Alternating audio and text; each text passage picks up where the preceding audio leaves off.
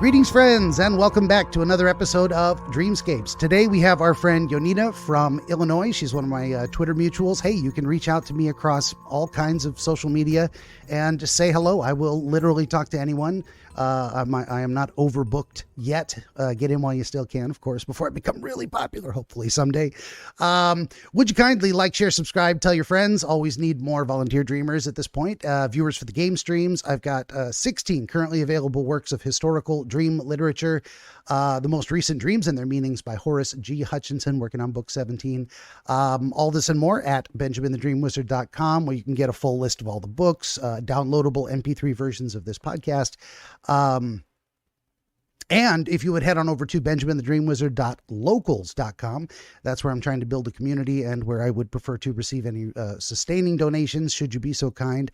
Also, where I've been posting the secret recipe for the themed beverage for my game streams. Each new game I play, I come up with a new cocktail and put the recipe out there to so you guys can drink along with the wizard, because I like video gaming and drinking at the same time. I think it makes me more entertaining. Lose my cool sometimes, like yelling at the game. Anyway, that's enough shilling. That's enough about me. Let's get back to our guest, Yona. Thank you for being here. Thank you, Ben. I'm so happy to be here with you finally, after like standing you up for the last 6 months. Oh, well, I appreciate that. You know what it is too, is like, I've got such a Zen mindset with a lot of things. Things happen in their own time. And maybe what I found in my life is sometimes, like, if I think I'm ready for something and I really, really want it to happen and the stars have not aligned, the circumstances are not correct, it's not going to happen no matter what. So frustrating myself as the dog gets comfortable, frustrating myself by trying to force something to happen before it's time. I've just almost entirely given up on that. I'm like, it will happen when it does. And that doesn't mean you give up trying or you give up being ready for the opportunity. But so when it goes with this kind of thing, and it fits with my philosophy on dreams, dreams happen in their own time. Mostly, for the most part, for most of us, you can't force a dream to happen on a given subject. Some people can. There's different methods recommended, but usually we want to leave that undirected, because there's something in our subconscious that'll tell us what is the most important thing we maybe need to focus on at a given time. And it's almost better that that's undirected, in my opinion. You know, dreams kind of select themselves. So no worries if it takes us 6 months to get in touch with each other and to finally make this happen. I'm not stressed out or resentful or anything. Not at all. Good. Same. Yeah. Same here. Well, I've been wanting to come on, but I didn't feel like it was time. I just didn't feel like, I didn't feel as focused as, to be talking about, these different topics and whatnot. And I felt like when it would be time, that's when this would be the catalyst to me going deeper into my spiritual work and the things that I need to do in my spiritual journey. So, yeah. Yeah. Definitely. And life is like that a lot. I think that fits with the philosophy I was describing. It's like, if it's not the right time, if there's other more important things to focus on, get that done, get that stuff done, taken care of, get yourself to the right mental space where, you can do this kind of thing, because you don't have a ton of other unresolved stuff on your plate that you really should be focusing on that first. Definitely. So I don't mind waiting around. What's the worst that can happen? I think the longest stretch I had was 2 or 3 weeks where I didn't have any interviews. And then finally I was able to get one up. Okay. So be it. I mean, I'd like a more consistent release schedule, but it's not a disaster. I'll just do something else. That's why I always try to have a few projects going on. Like, if I don't have videos to edit, I'm working on a book or I'm doing something else.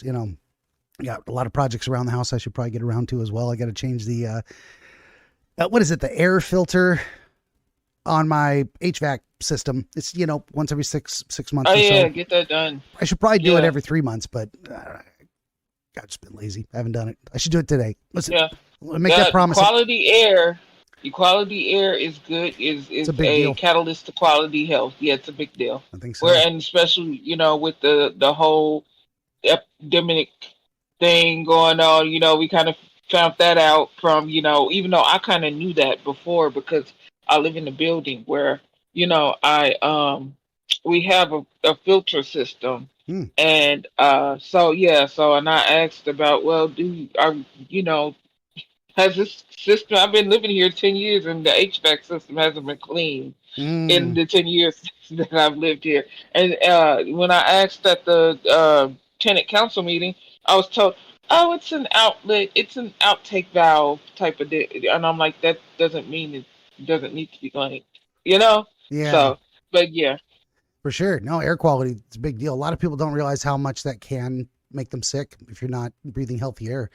Um, Speaking of health in general, I think most people might see a little dark spot on my head here. I told you off the air, but I wanted to mention it too. Um, I did that thing. So just for the benefit of the audience out there, I did that thing where you go to take a drink and it goes down the wrong pipe, and I got a lot of it in there.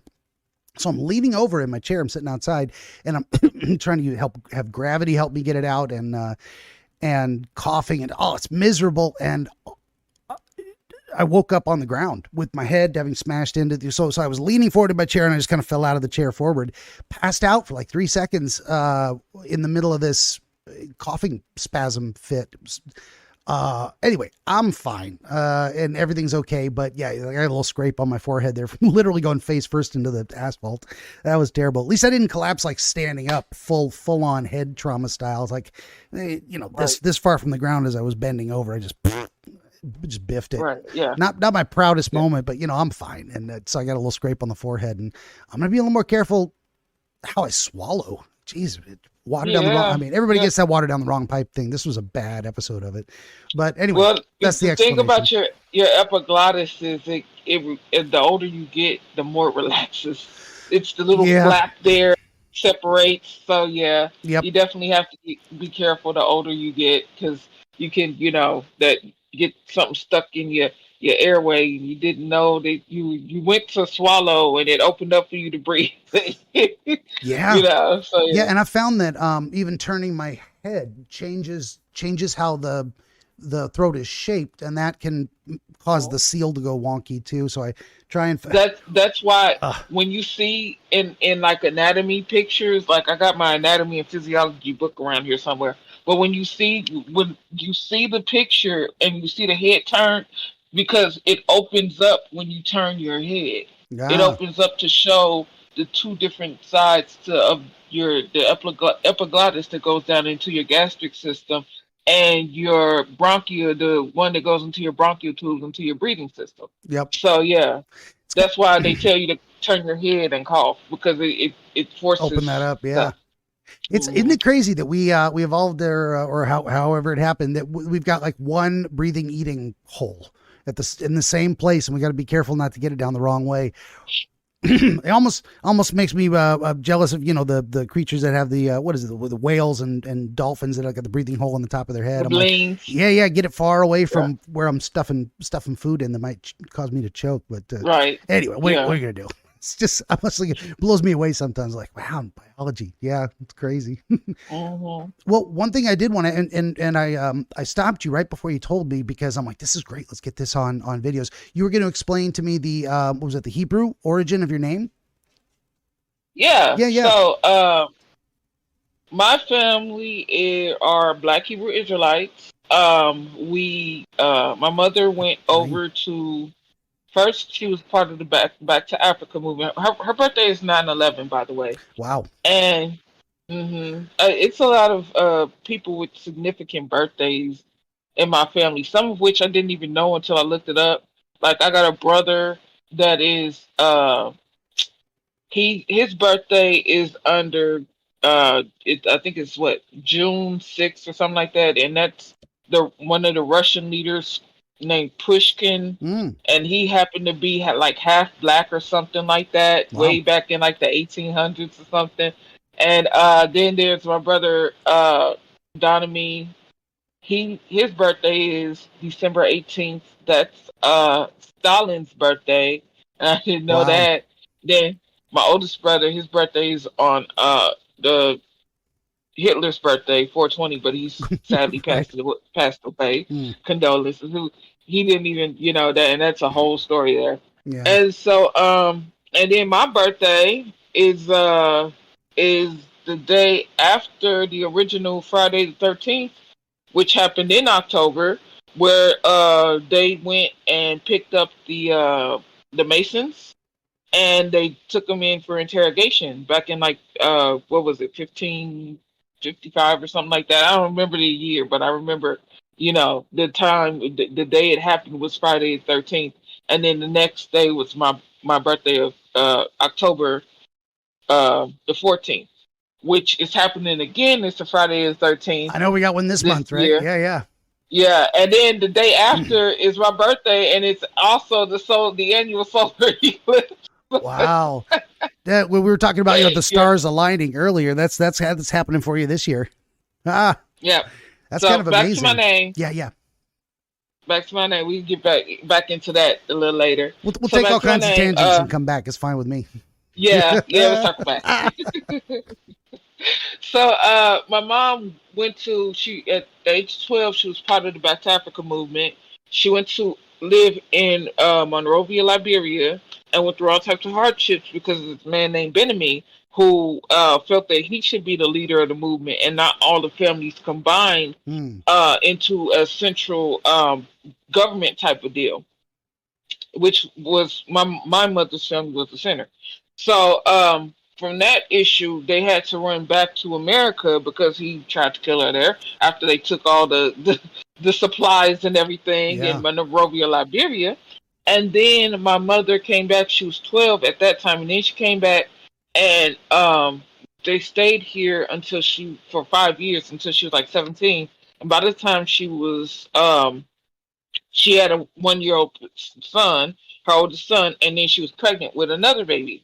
And then they went over to Israel. And so when she said when she was living in Israel, she said all the mothers would call their daughters. And she said you could hear them, from all over, Israel, where she was living in the crater, in Mitzpeh Ramon. It's not a city anymore. They incorporated it into Jerusalem. But she said you could hear them say, "You're needed," calling their daughters and whatnot. And she said the leader, the one who had usurped the power from all the central families, he had called her Yonina. So that basically was her sacred name or holy name, as they say over there in Israel. So, and then she wound up having to run from there because, well, what had happened was, there was this guy, there were these 3 guys, and it was like a party type deal. And in the camp, it's supposed to be religious. So, and they're going by, the Abrahamic, tradition and laws and stuff. So there was not supposed to be any what you call sodomy in the camp or sexual immorality. So but what's his name? Yehuda and Shavat. Yehuda, Shavat, and somebody else. Not Earl Ray. Earl Ray was the Chicago gangsters because my mom was part of that too. That name sounds familiar. Yeah. Yeah. So Elvan, that was his name. Elvan was a gay young man that they had brought over there to Israel. And Shavat and Yehuda were having relations with this man in the camp. And my mom knew about it because she was friends with Elvan. And Elvan felt like it was getting to a point because they were, threatening him and stuff. And they knew that my mom was, one of the ones that were privy to the knowledge and stuff. So that was the issue. But the whole thing that kind of blew it up was when my mother's 2-year-old sister, at the time she was 2 years old, she had like a sucker. And they were, her and Benami's daughter, who was also 2 years old. They were fighting over the sucker. And so did one of Benami's henchmen or soldiers come. And you're like, you better tell that little girl to give Benami's daughter the sucker. He's the chosen one, and yada, yada, yada, yada, yada. And like, my mom was like, and now my mom was pregnant. And so she's sitting up here arguing with this man who's got a gun in her 2-year-old sister's face. And she's like, but my 2-year-old sister had the sucker first. Why does my sister have to give up the sucker to Benjamin's child just because y'all call him the chosen one? And so from that, my mother, they're arguing in the crater and whatnot. This was in Mitzpah. That's where the crater. That's where they all lived in Old Jerusalem. And so my mom said one of her brothers came up because she had four brothers who were younger than her, but they were old enough to run around in like the same pack and whatnot. And I think it was her brother Kenny, because she said he was the one that was down in the caves and the caverns and whatnot, and he would find like these old army military rations, and he would find all types of stuff in there. Like she said he'd find these he would find these hot dogs, these cans of hot dogs, and he had the lions that were living in the area coming to him for the hot dogs. Wow. And sometimes they would show up at her door. Jeez. Yeah, that's a hell of a thing. Yeah. I know, right? She said she come to the door and this lion just in there at the door. So he comes up out of the cavern, and he's heard everything. And he comes up and he's got all this dynamite on him. And he's like, look, you're going to let my sister go and you're going to put that gun away, or we all going to blow up here together. Wow. Because he's like wearing the dynamite and he's ready to strike one of them, because it's the old dynamite that you used to have to strike to in order to activate it. Yeah. And so he was about, he ready to strike it on like the wall to get it to activate it, and they all blow up. And so, because, well, you got this man trying to shoot a 2-year-old, because the 2-year-old won't give the sucker to this other 2-year-old who crazy. Says this other 2-year-old is from the chosen family, and yada, yada, yada, yada, yada. So they eventually get to, leave. Everybody leaves. Everybody go home. I'd get the hell out of there. That's not a good situation. Yeah. Right. Well, they didn't go home. They went to their home in the crater.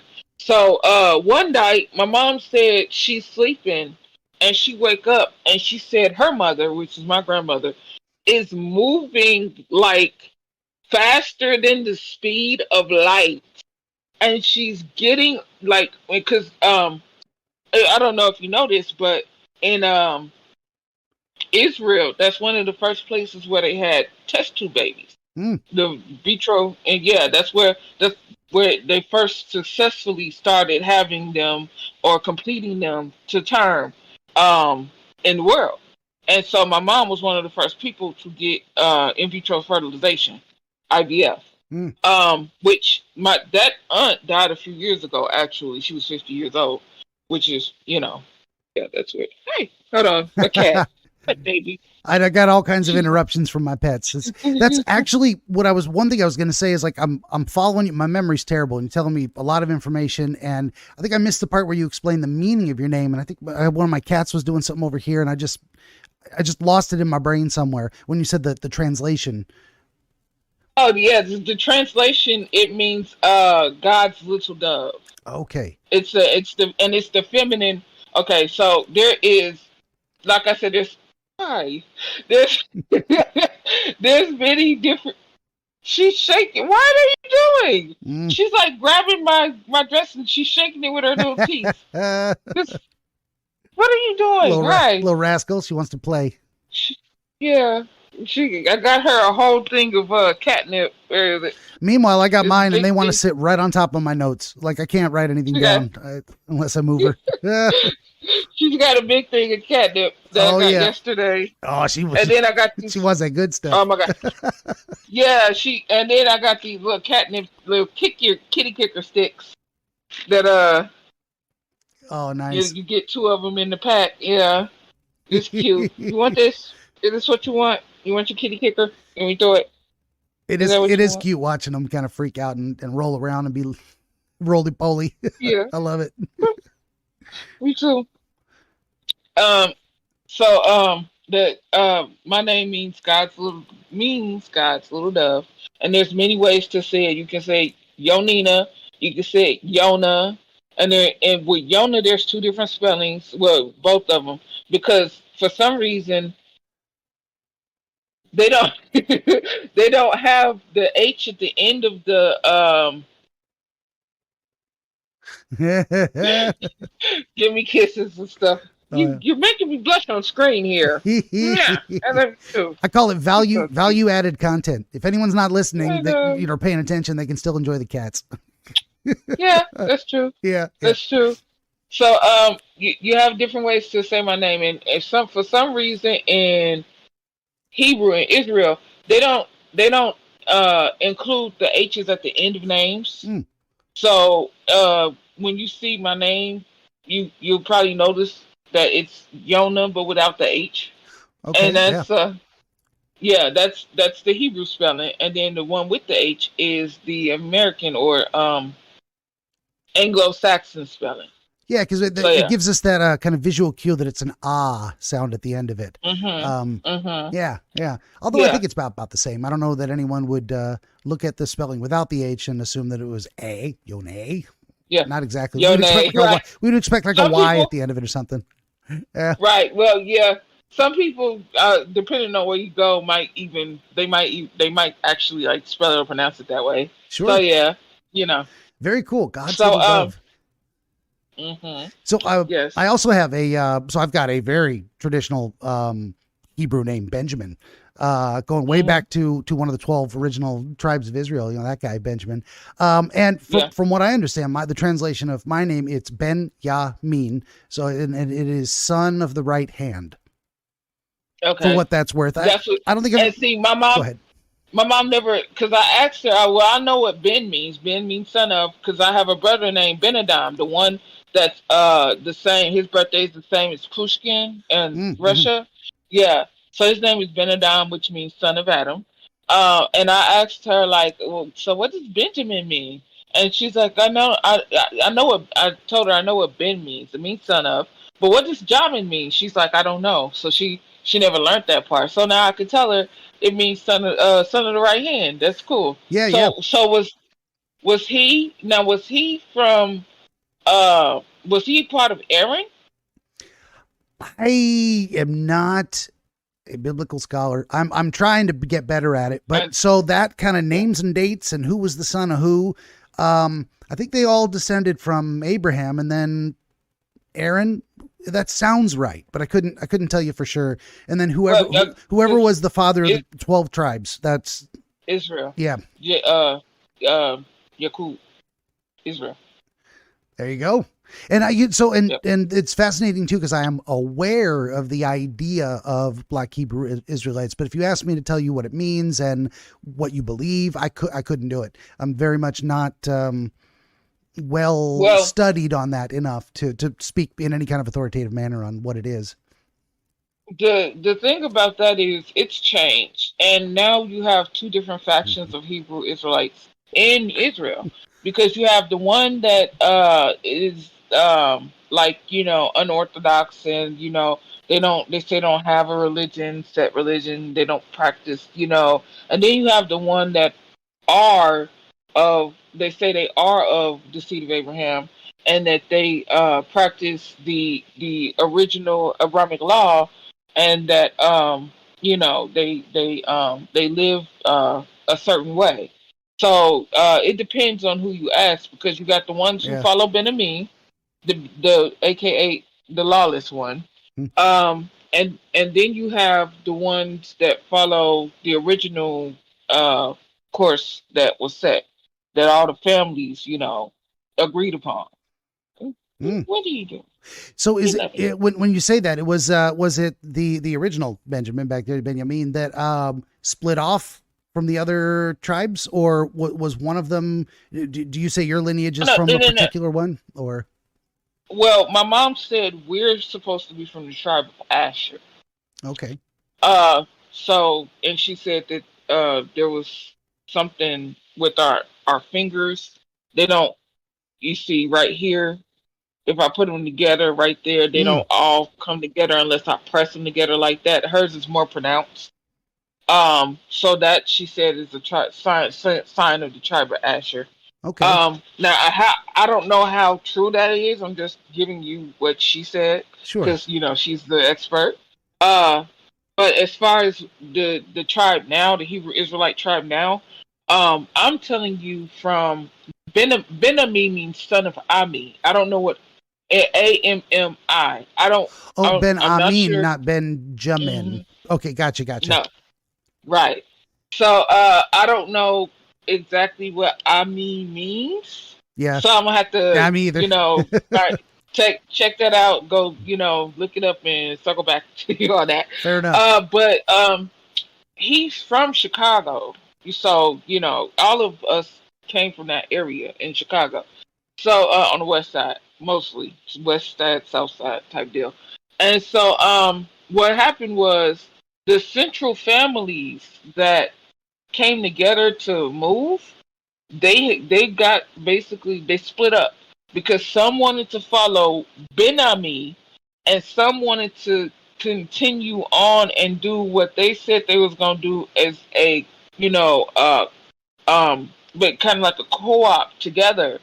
And because of that there was a split there. Now that's the split I'm talking about, where you Okay. have the ones who follow Benami who say they don't have a set religion, and then you have the ones who follow the original plan and say they do have a set religion, and it's the Abrahamic faith and culture and way of life. Okay. Yeah, because I was never certain whether it was a specific type of religious faith that had practices. I'm gonna sneeze. Maybe not.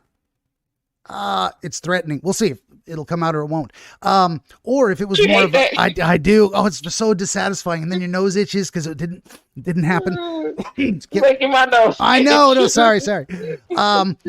See, I've been ignorant about the whole thing in terms of like where it started. And it seems like this was did it kind of originate in that South Side of Chicago community type area? And then West side. Yeah. West Side. Sorry.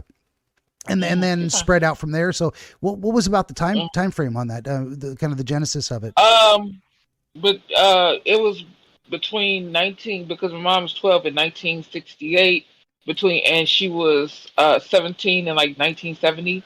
So between 1968 and 1970, That's about when because remember came I around. told you, Yeah.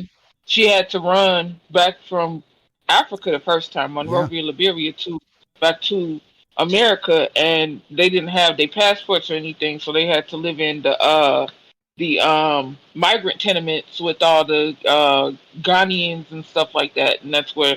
And my mom has been cursed before, and like when she was in Africa, she told me that she saw a dead man, dance to his grave. Wow. And she saw a goddess called down to exact revenge on this girl named Nini, who was um she was having relations with all the statesmen, and they were married, and so their wives didn't appreciate that, so they called down the goddess genocide to exact revenge, or give retribution for her doing that.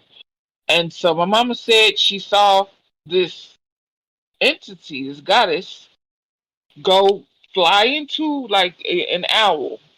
Okay, shapeshift. She was an owl. She flew into the tree. Then she was a panther on the ground. Okay, and then from that she became a man, and she was about to unzip the tent. And so yeah, so my Wow. mom told her to get up. Now my mom at the age of 12 at this time was still a virgin, and so she said that is what saved Minnie.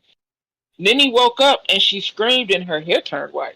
Mm. So, and my mom, and from that day on, my mom had like a halo of white hair that she's always had for her entire life. Yeah. Wow. So, That's a hell of a story. That's yeah, I know. I tend to be a pretty open-minded person, but also a very like scientifically rational person. So what I say about these kind of things is I don't think you're lying to me, and of course not, or that your mom lied to you, but like I don't know what to make of that. I don't know. That's outside anything I can prove. I don't know what to make of it Me too. either. I Me believe too. her, but Yeah, I put that in the same category as people who say they've had prophetic dreams. Maybe they did. I mean, they tell me they did, so it seems like that's actually happening. Again, if I just assume they're not lying, which why would I? Okay, this is an experience you're reporting. what do we do with that? How do we make use of it? I don't know. Like if you were to bring me Right. bring me a dream and ask me, Ben, can you tell me, is this dream prophetic? Is this going to happen? I couldn't tell you for sure one way or the other. So Well, I tend to leave the that good stuff thing off to the side. the good thing is that's basically the dream we're going to cover today. The dream Okay, I had that's all fine. the way back in like 2007, 2008, and Wow. yeah, Well, did you want to go ahead and jump into it? Is that a good transition? if it is for you, Yeah. It kind of you're comes the host. I'm just, it kind of comes around naturally, like, oh, hey, dreams came up and we're talking about this dream, so we just have you tell me about it. Of course. What time we got here on here? About 30 minutes in, 47 ish. All right, yeah. So the process is you just tell me about your nocturnal vision, the experience you had beginning to end, like a story, and we'll see what we can do with it together. So I'm ready when you are. right. And then after that, I got a whole lot of other stuff to talk to you about. Oh, sure. Yeah. Okay, cool. So basically, okay, and now this is weird because I had this dream, same dream twice in the same night.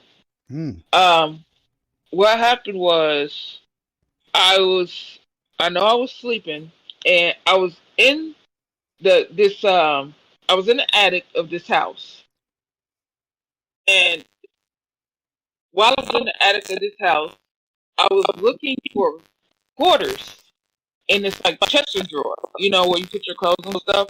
And I was there with this boy, this little boy who see his maturity made him seem older, but I now realize that it was my friend from when I was like 3 or 4. He got run over by a car, Hmm. and we were looking for quarters, and we found two of them in the chest drawer. And so I when once we did that, we got happy, and then all of a sudden, a sparrow, because I thought it was a barn wren, but it was actually happened to be a sparrow, flew to the window of the attic, and she came to tell me that there was a red rain that was coming, and that this red rain was going to change everything, and that I needed to go into the house and warn everybody else that was in the house about the red rain that was coming. So I said, okay. And I went downstairs to the first floor, and I immediately went to the kitchen. And when I went to the kitchen, I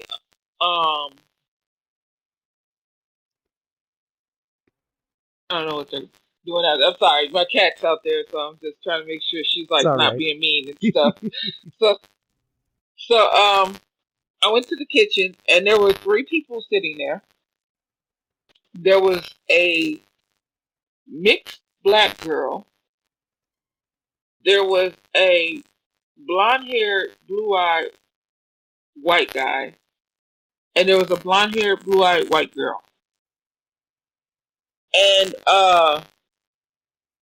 as I'm sitting there, and I'm you know telling them that this red rain, there's a bird that came to the window, told me this red rain was gonna come. The 2 girls, they left out immediately. They left out the door immediately. It was like a side door, though it wasn't like the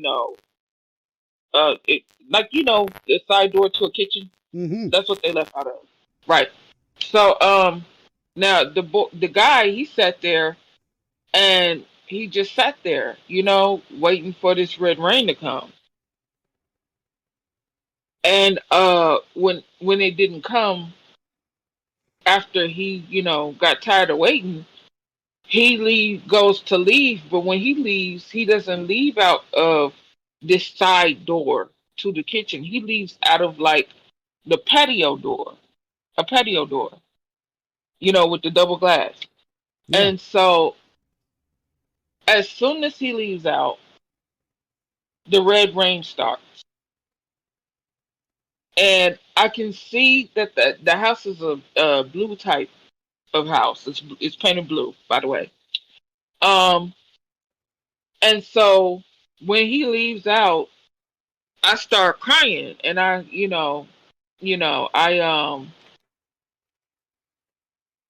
run out after him. Um, and I try to save him, but I can't. And so like we start melting together in the red rain. And I wake up after that. I shoot up in the bed. And so I'm like, wow, that dream was intense. And so I get up, I go to the bathroom, I get a drink of water. I'm living in a group home at the time, and it was the group home before it was a group home was like a seminary for nuns. And the Catholic church that was around the corner from us, they donated it to um uh Hull House, Jane Addams Hull House. They're like community services, child services type deal, and they work with DCFS to house orphans, basically, or wards of the state. So I get up, I get a drink of water and use the bathroom. I go back, come back to the bed, go back to sleep. It's around 3 a.m. ish. Um, I go back to sleep, and I basically had the same dream again. I'm hoping I don't, but yeah, that's basically what happened. But it's different, a bit different this time. So the same thing happens. Looking for quarters with my friend who died when we were 3 years old. Got ran over by the car. Sparrow comes, tells me what's gonna happen, and I need to go warn the others in the house. I go warn the others in the house. The same thing happens. The two girls leave out. The guy sits there and he waits and he waits in the kitchen and he waits. And then he leaves out. But this time, the door becomes like a front door. You know, the front door with sunrise glass at the top. Yeah. That that's the type of door that the patio glass doors turn into.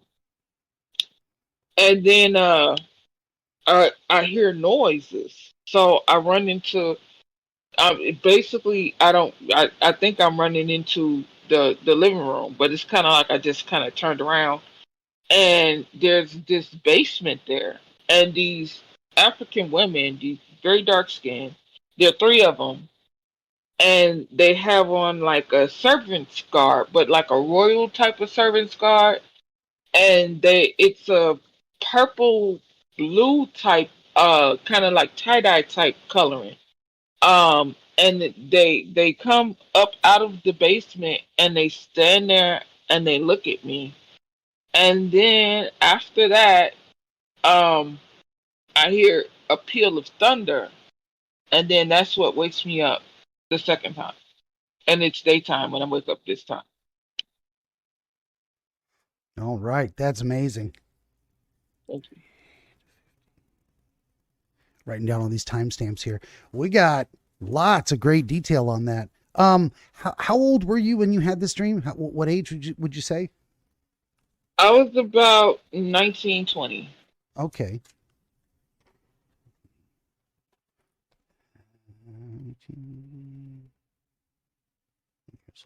Just curious about the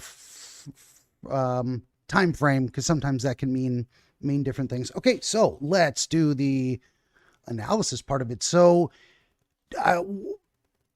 some themes jumped out at me, but the age maybe doesn't seem to fit with my initial intuitive thought. So that's good. I want to, a double check on the age, because it's not that. My initial intuitive thought was what am I trying to say? The idea that jumped into my head when you said red rain was menses, like the onset of a period. Now maybe that's just in my head. If I say that and doesn't mean anything to you, or the time frame doesn't fit, then it's probably something completely different. It was starting to line up in my head a little bit, and we might play with that idea, or we might leave it on the shelf as something to consider tangentially. Is that there was very much like the girls that were in there. As soon as you told them about the red rain, the girls understood immediately and took off. But the man seemed like he didn't get it, or he was waiting for something, or he. So there was a breakdown in the gender or sex distinction between how they respond to the situation. We were all told to stay in the house. So when they left, it was actually a bad thing. Yeah. Yeah. Gotcha. No, fair enough. So yeah, that's one thing that, what am I trying to say? It's okay to have those intuitions. And this is speaking from my perspective, like how I view my own process. It's okay to say, well, I wonder if this has any relation to it, but then I need to check with you and confirm and get the time frame right and see if it really lines up. And more important than anything, if you feel it or not. And it seems like that's not the right direction to go with this. The red rain is something else. And especially clarifying the details. So, I'm happy to be wrong as long as it helps us refine where we're going with the thing. So I could have just kept that to myself and not said anything, but I'd rather say, well, what about? Oh yeah, throw everything on the table. Right, throw it all out there. That's what I'm saying. So you're in the attic with a friend that had died when he was about 3 years old, and you were also very, very young. Yeah, we're both about 3 years old. Yeah. Doing here, I'm going to do a page 3 here. And this is the attic of a specific house that you recall from real life, or kind of a random generic house? Okay, this is gonna be weird. Excuse me. That's okay. It's a house that I didn't see until like a year later when I moved to this place where I'm living now. Mm.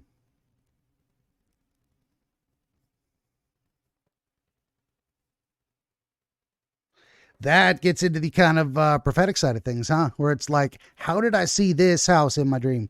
Or at least when you saw that house, it's like, this is the house from my dream, or it looked enough like it. Yeah. Yeah. I don't know what to do with that. That's crazy. That's, I'm like, wow, I believe you, but it's like, wow, how does that fit into there? I don't know. So it could have related to things you were. So let's see, if we go with the prophetic angle on it, could have related to things that you were getting a sense you would experience later.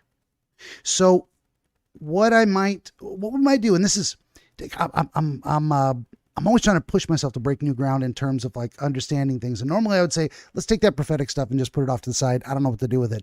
But if we look at this dream from that angle, are there things that happened to you after you found that house that also relate to the dream? Other things that you later experienced that you can draw any connection to? Yeah. Well, maybe. Are we on to something there? we could be, because, well, good grief. My whole life has been filled with these spiritual things. And, and it's like, it's something that's, for some reason in my family, we just been passed down.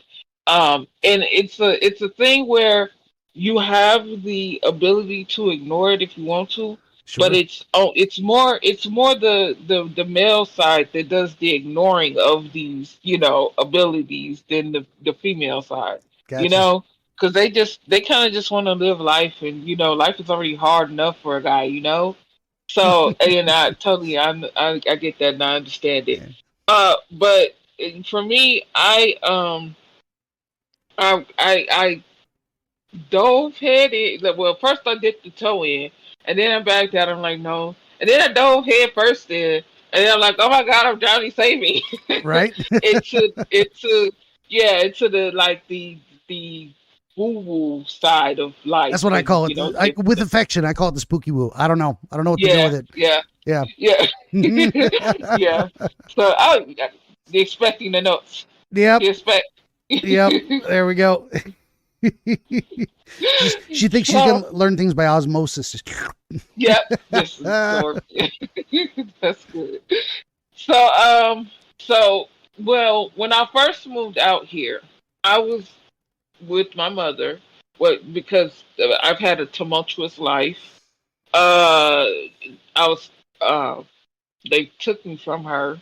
I'm her only girl. Mm, I'm her only girl, and I'm a last child. And they took me from her for unjust reasons. I basically was medically kidnapped. Then they exploded my stomach with infamil as a 1 month old child. Then they gave me back to my mother. She said when they gave me back to her, my stomach was bloated and I had all types of tubes sticking out of me.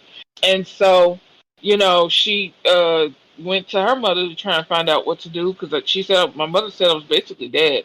mm, But she brought me back from the brink of death. And then after like a year of me having that time with her, for between a mother and child, my mother said they stripped us from each other again. mm. And then I went through traumatic uh situations and stuff, with the people my dad's side of the family I was placed with and all this other stuff. And then I was put in from my dad's side of the family to uh foster home. Foster home was abusive. And then I went from that abusive foster home at the age of 13, which was my most stable in life then. And this is the most stable I've been in life than any other time except that. I lived in her house for about, well, no, 8, no, let me see, 5, 6, 7, 8, 9, 10, 11, 12, 8 years. Mm. Okay. So from the age of um, basically 5 to the age of basically 13. Mm. And that was a tumultuous time. They didn't know how to care for children. First off, childhood trauma wasn't even a thing back then. Yeah. Like they just found out in like 1980s that babies have feeling and they feel pain and they need to give babies painkillers when they doing surgeries on them and put them to sleep and stuff. Yeah. I'm an 80s baby. I'm the end. I'm the beginning of the millennials. So 1987. So I'm gonna be 36 this year. Big things happening, right? Congratulations. So, Life has failed to kill you so far. right. Yeah. Well, not like I have to say it's evil because I enough. have to make that distinction, Yeah. because life don't do that to people. I got you. Well, I got I'm you. gonna give you life and then I'm gonna kill you. No, life ain't like that. So but yeah, so um I went from being in the abusive foster homes to being in these like neglectful group homes, and then from that, they just spit me out of the system and said good luck at the age of 21. And I'm like, Yeah. well, okay, well, I'm going to school for massage therapy. I want to heal people because I wanted to do better veterinarian, be a vet, an animal doctor, which I hit or miss with my cat because he first came to me as a baby, a kitten. She's like 1 month old, and around her first year with me, she lost her leg to an infection, Mm. and they said she almost didn't make it and whatnot. So I was like, okay, now I got to step it up. So now I get this tea relief for my Oh, cat. yeah. Is pain because I'm pretty sure she has what they call phantom limb pain because she Oh, only got 3 legs. yeah, yeah, Yeah, yeah. and then I give her this. It's a multivitamin. I give her that once a day, Very nice. and then she has allergies, so you can give. This is the little green pill. Mm. You can give cats this once a day for allergy relief, Okay. and she has this Excuse little. me. She has this little oil because she gets a little anxious, so I got her some hemp oil to help her stay calm. There you go. So I've been taking care of her for 5 years. I figured out her birthday is about September 7th. So, a few days before my mom's. And so she's just turned 5 this year. So I'm obviously been doing something good, taking care of her, these past 5 years. So yeah, I'm grateful for that. So I did kind of become a vet, but only to my own little cat or whatever. But Yeah. hey, so Yeah. Get to I express did that work. love. Right. Yeah. I did work as a vet, not even a vet tech. It was a kennel assistant. Mm. And I got to do that work in 2 different places. And one place was wonderful and I loved it. And it was, out of this world. I wanted, that's what made me want to do it again when I got moved, because the Maryville in Des Plaines, Illinois, that group home got shut down because of all the shady stuff going on there. And then the main person, Father John Smith, got accused, and I'm like, but he never did anything to me, and I was at his house all the time with 2 dogs just chilling. Mm. So it's like, and then Father Ryan, who nobody liked, took over, and it just went worse. It got worse after that. So Wow. from Yeah. that, I was moved to Aunt Martha's in Park Forest, and I was doing pretty good there, and I got a job there. But at the job there, it's like it was so much subpar, and I guess it's like people in the demographic or economical status of an area. The richer you are, the animals, the more you care about, the wildlife and stuff around you. Yeah. The poorer you are, the less you care about the animals and the life that depends on you around you. Yeah. So Sometimes you got more you know, immediate concerns you got to address. You don't have a lot of spare energy to be right. sharing around. Yeah. So the animal hospital in Steger Animal Hospital that I worked at, it was subpar. They had enough staff, but they didn't care about the animals like, the ones in Arlington Heights, the little, Mm. ritzy ones cared about. And plus it was an animal shelter. It was like, where you bring, the dogs and stuff, that you don't necessarily want anymore, or the strays that you found out on the street. The police would bring to the shelter, and for us to board and take care of and whatnot. And so, while I think that's a good thing, I also think that the quality of where they're being boarded, because you don't take them off the street and then put them in this little square cubicle with like a little blanket and just leave them there. Like that's, and then, Yeah. it, and not, they weren't cleaning them like they should. We call them runs, the kennel, we call them runs.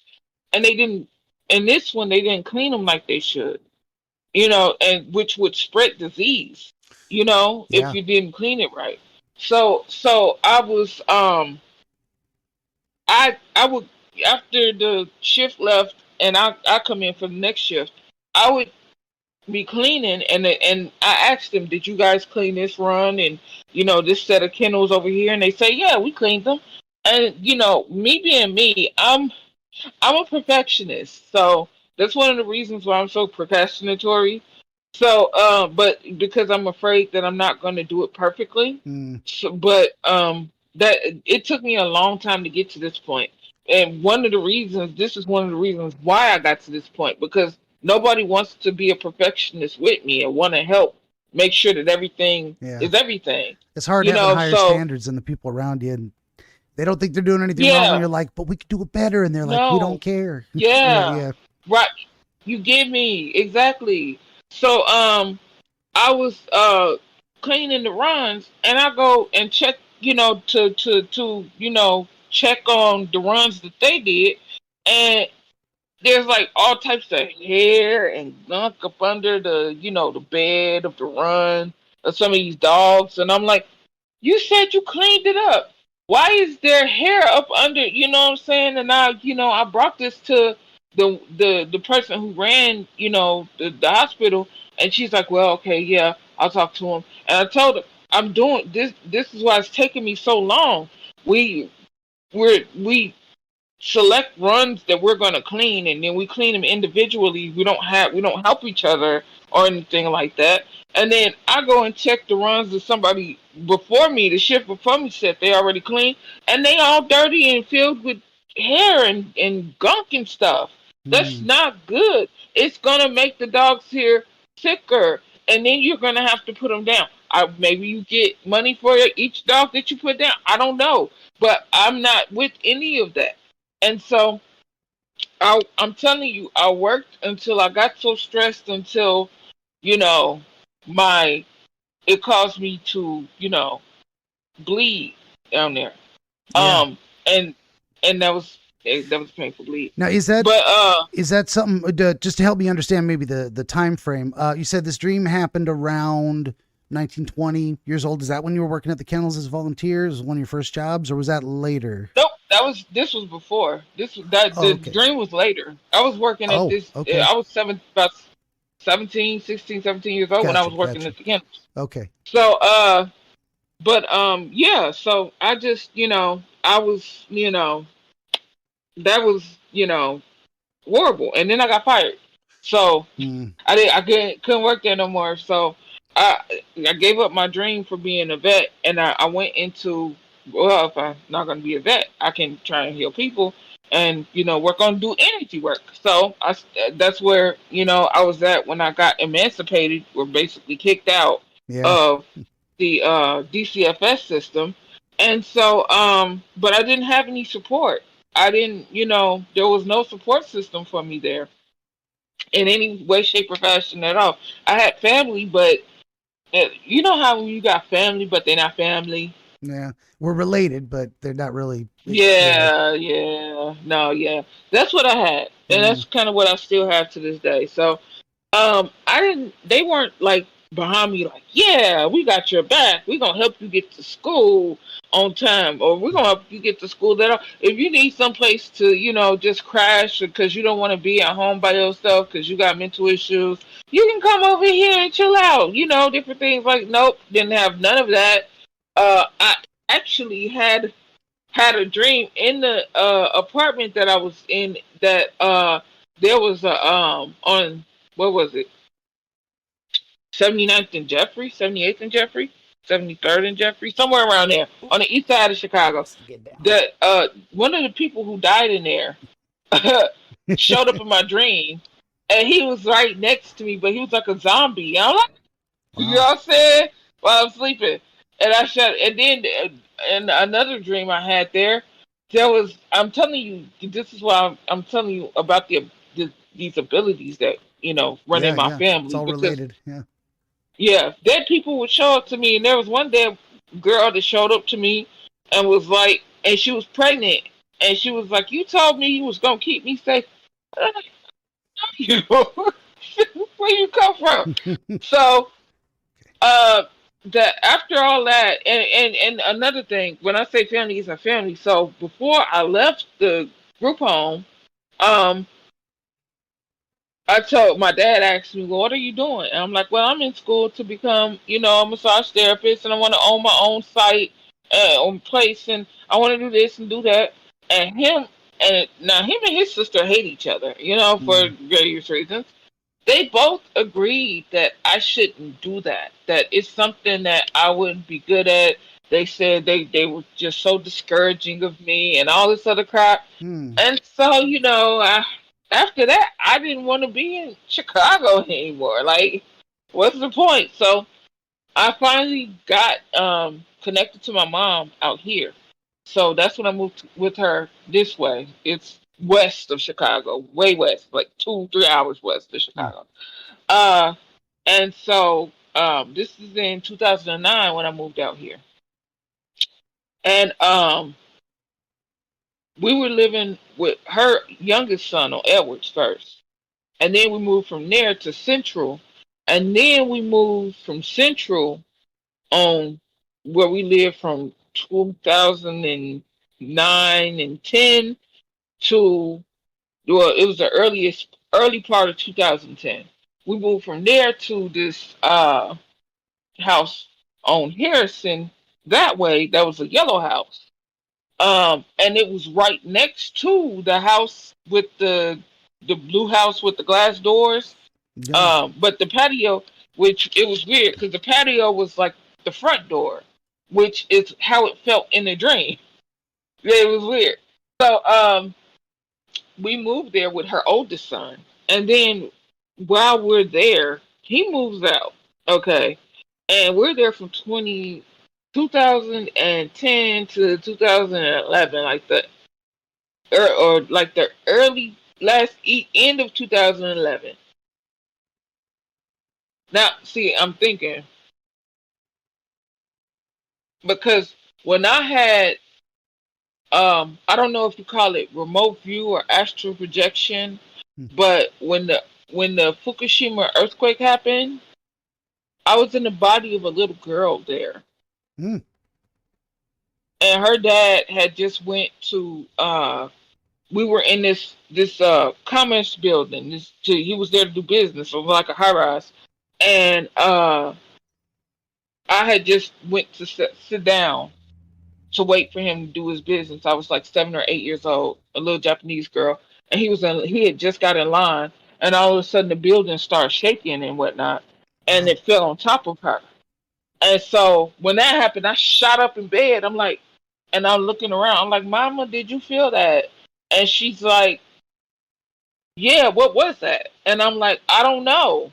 And then like I start looking online, and I start seeing these um news articles because my laptop. I had a little laptop and a phone back then, but I was on my laptop, and the information about the earthquake started coming out, and like I was watching these videos on YouTube of people running and all this other stuff happening in Japan, and I'm like, oh my god, and like one video, I swear I watched, and it showed like two parts of the island. This is one part and this is one part, and it showed that it was swaying together Hmm. like this. Yeah. Yeah. So I that was in 3/11/11. So we were living over there in that on that house. But the thing about that is 3 months before that, because this area is kind of open to spirituality and whatnot like that. Hmm. So oh, and there's something else I'm gonna tell you about the thing that happened out here that it was weird. Cause yeah. So anyway, but before 3/11/11, January 1st, 2011, and now I hear voices, so you gotta excuse my schizophrenia, but I hear voices. Fair enough. So yes, so I'm walking down the street. I'm coming from a party or something like that. What's going on.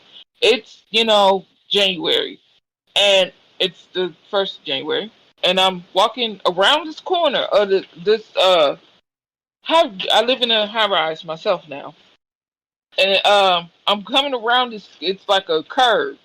It's not like a corner, like you just straight corner. It's like a curve, and I'm coming around here, and I hear this voice ask me, "What do you hear?" And so I stop and I listen, and I'm listening, and I'm facing west as I'm listening, and all of a sudden I hear all this screaming. And I said, I hear all this screaming and all these like voices in trouble and like terror and stuff. And then like I hear another voice tell me, "Don't say that." Well, what do you want me to say? That's what Right. I heard, right? And then uh um 3/11/11 happens. The Fukushima accident happens, and then that goes into what's ongoing right now with the nuclear issue in the Pacific Ocean. Wow. And yeah, and um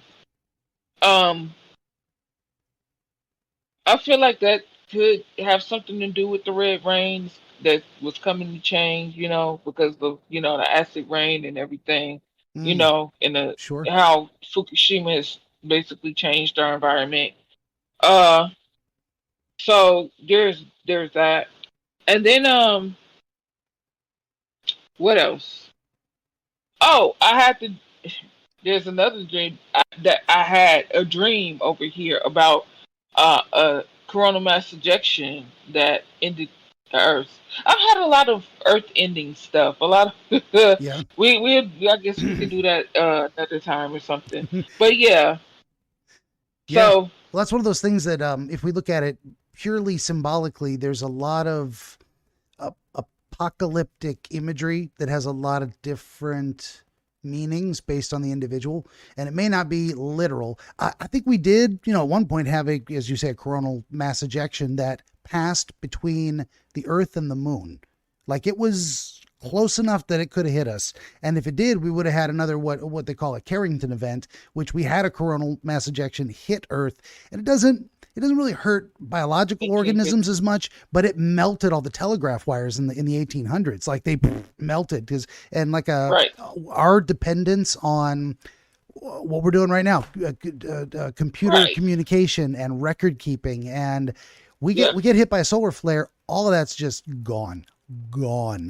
People, I don't know right, if people and understand then how much we need tangible resources and mediums of exchange and communication. we don't take into account that in 1859 they didn't have like 400 plus nuclear power plants Yeah, yeah. around the and planet. and they didn't have bank records and on computers that are Yeah, just going to fry, and then what? All your money's gone. Any record of it, your home mortgage deed or whatever is gone. Um, I. We would hope people take that seriously enough that they've got that material protected underground in a Faraday hard cage, copy. Yeah, hard yeah. copies printed out of some kind. Yeah, yeah. It's Get really, you some gold and silver or something. yeah, these are not bad I ideas. don't know how. Or at least like you hear the push for, say, central bank digital currencies. Well, okay, digital currencies aren't so bad, but what do you do when the power goes out? You can't Right, swipe, you can't tap your phone to make a purchase. You gotta have cash. So no, I don't know that we should ever get yeah, rid of a paper currency or gold or silver or something like yeah, that. and then I don't know if you heard about it, but there are certain places who tried to make having money currency illegal. Yeah. You had to have digital capability, and it's like you're not accepting cash. The same thing that we've been using for the last 250 years. Oh yeah. What are you? I mean, I like the convenience of a credit card. It's not so Right. bad. But then, yeah, again, if the credit card machine's down and you're like, oh, I got to buy gas, what are you going to do? Or the gas pumps aren't working because they got fried too, and who knows what's going to happen if that. I mean, there's Yeah, all kinds of. yeah. Just going back to the idea of the apocalyptic imagery is that it isn't. Okay, I got to split it off the psychological, metaphorical side of things, and then the possibly literal spiritual side. Who knows? I don't know what to do with that. I don't know how to tell you the difference. But on the psychological side, there's a lot of cycles of endings and new beginnings that we go through. And let's say a person has a world-ending catastrophic dream, and it leaves them in terror. And it turns out after talking about it, well, she's having problems with her boyfriend, and her world she's built with him is going to end. She feels like he's going to leave her. Now, maybe she's right or wrong, but that's how she feels. And that is the end of her world as she sees it. So there's a lot of world ending things that can be just psychologically represented. I did want to get the timeline more solid in my head. So it was about 19 or 20 that you had this dream, and then how old were you when you saw this blue house for the first time? 21, 22. 21, 22. About that. Okay. So Hmm. it was very relatively short term. I mean, a couple of years, but still, in between those. And then to have this house either, and there can be difficulties with dream memory in some ways. And again, this is not me. I'm certain you're not lying. And I'm not accusing you of having a false memory either. Just throwing it out there, the idea that it's possible this real house bore a strong resemblance to it. And I think that is what you're saying as well. Even if it wasn't Yeah. identical, even if it wasn't literally prophetic. It can still be like, this is just like because similar enough that it that's gives you what that I spooky felt. feeling. Yeah. Yeah. So it's hard to Yeah, it's hard for me to that's what say happened. 100% guaranteed this is literally the exact same house you saw from the dream, but it looked enough like it that you're like, this is trippy. I think we could just acknowledge those feelings and say, okay, it is what it is. That is what it feels like. It looks enough like it that I'm spooking me out. I get you there. Right. So so it's interesting too. You're in the dream. You're going from you're being a 19, 20-year-old woman, but you're thinking back to young woman, but still thinking back to when you were 3 years old. And I was asking about the house you were in the dream. Was that a real house or a dream house, so to speak? Like it some people say I was in the house I lived at when I was 3 years old and this happened there. And some people say, no, it was just a house. I don't know what house it was or where. And that can make a difference sometimes. It was a house. Okay. It was a house. Because I'm thinking about the house that I lived in. And in some respects, because of like the basement, that reminded me of the house where I lived as a little girl. Kind of. Okay. Because and that might have gotten incorporated. Because, yeah. Because it was this the house that the dream happened in, it was open concept, so there was no door there to the basement that I could see. And when they came up out of the basement, it was dark down there. Yeah. But the house that I lived in now, that had a door to the basement, and then when you went down, there was like a landing, and then there was a side door to go outside right there, and then there was the rest of the stairs to go down into the basement. And those stairs to go down into the basement reminded that had some semblance to the stairs in the to go down into the basement in the dream. That's what that reminded me of. Sure. Interesting. Yeah, because so we've got this thing where you are 19 to 20 and you're thinking back to being a child again in the attic, and there's layers of verticality to the dream as well. You're in the attic and you bring the message to the ground floor, and then in the second dream, which is definitely related, same dream but then with additional elements, the royal servants come out of the basement area, also up from below to have some kind of an interaction with you. The dog's, he wants back in my lap here. Come here, peanut butter. Come here. Oh, his name's peanut butter. Yeah. No. Hey, I think he wants me to take him outside to go pee. Are you good to take like a 10-minute break? Benjamin the Dream Wizard wants to help you pierce the veil of night and shine the light of understanding upon the mystery of dreams. Every episode of his Dreamscapes program features real dreamers gifted with rare insight into their nocturnal visions. New Dreamscapes episodes appear every week on YouTube, Rumble, Odyssey, and other video hosting platforms, as well as free audiobooks highlighting the psychological principles which inform our dream experience and much, much more. To join the wizard as a guest, reach out across more than a dozen social media platforms and through the contact page at benjaminthedreamwizard.com, where you will also find the wizard's growing catalog of historical dream literature available on Amazon, featuring the wisdom and wonder of exploration into the world of dreams over the past 2,000 years. That's Benjamin the Dream Wizard on YouTube and at benjaminthedreamwizard.com.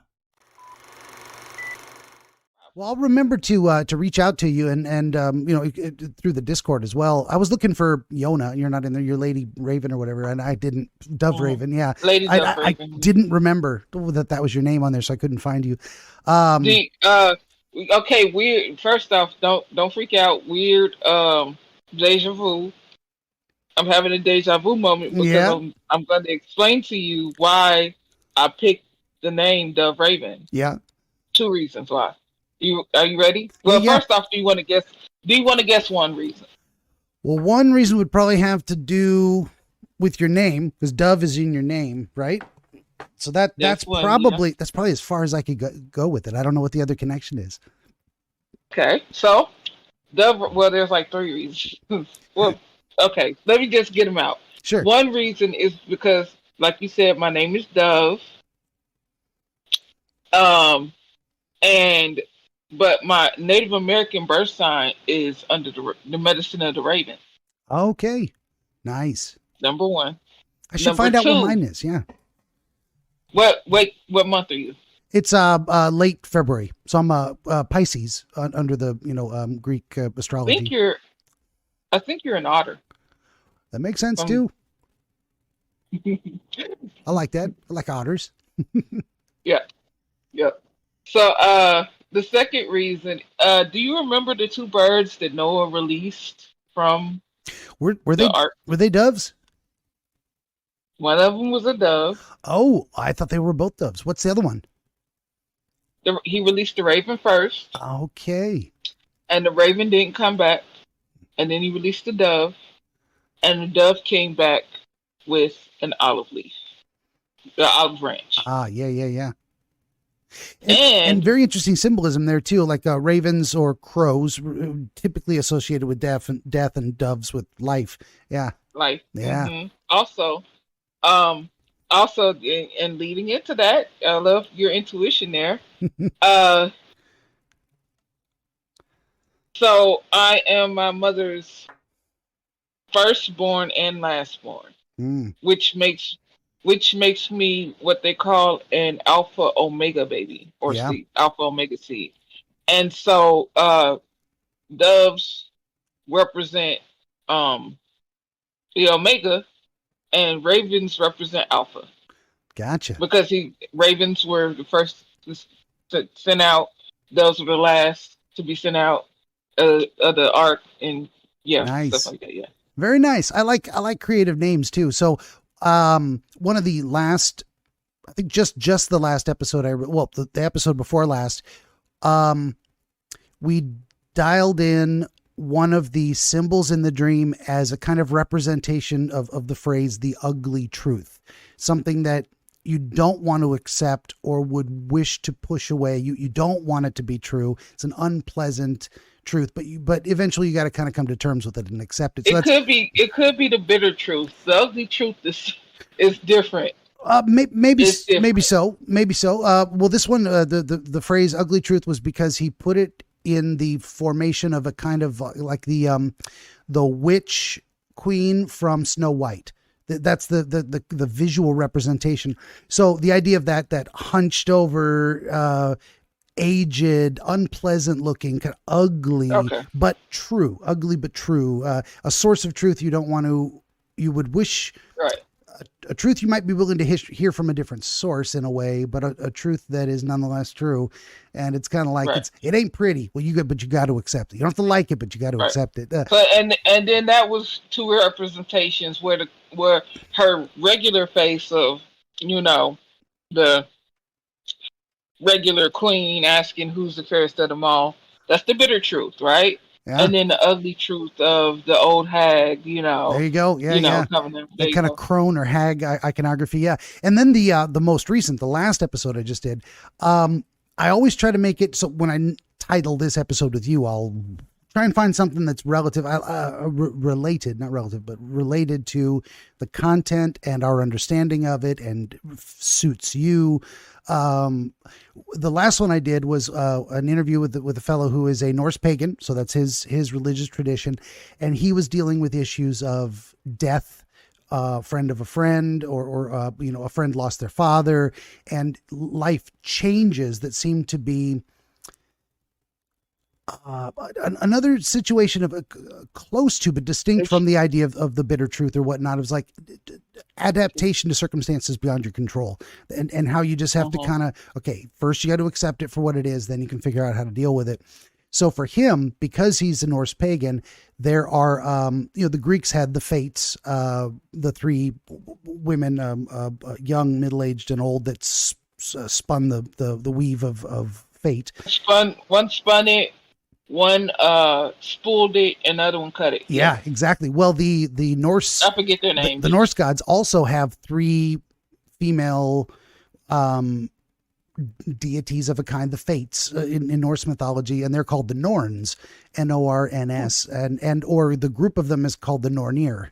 Those three women, and they I don't have the mythology all in my head but I know that part of what they do is carry, I think it's like the water of life, and pour it on the tree of life, the Yggdrasil. But they also determine the fates of men.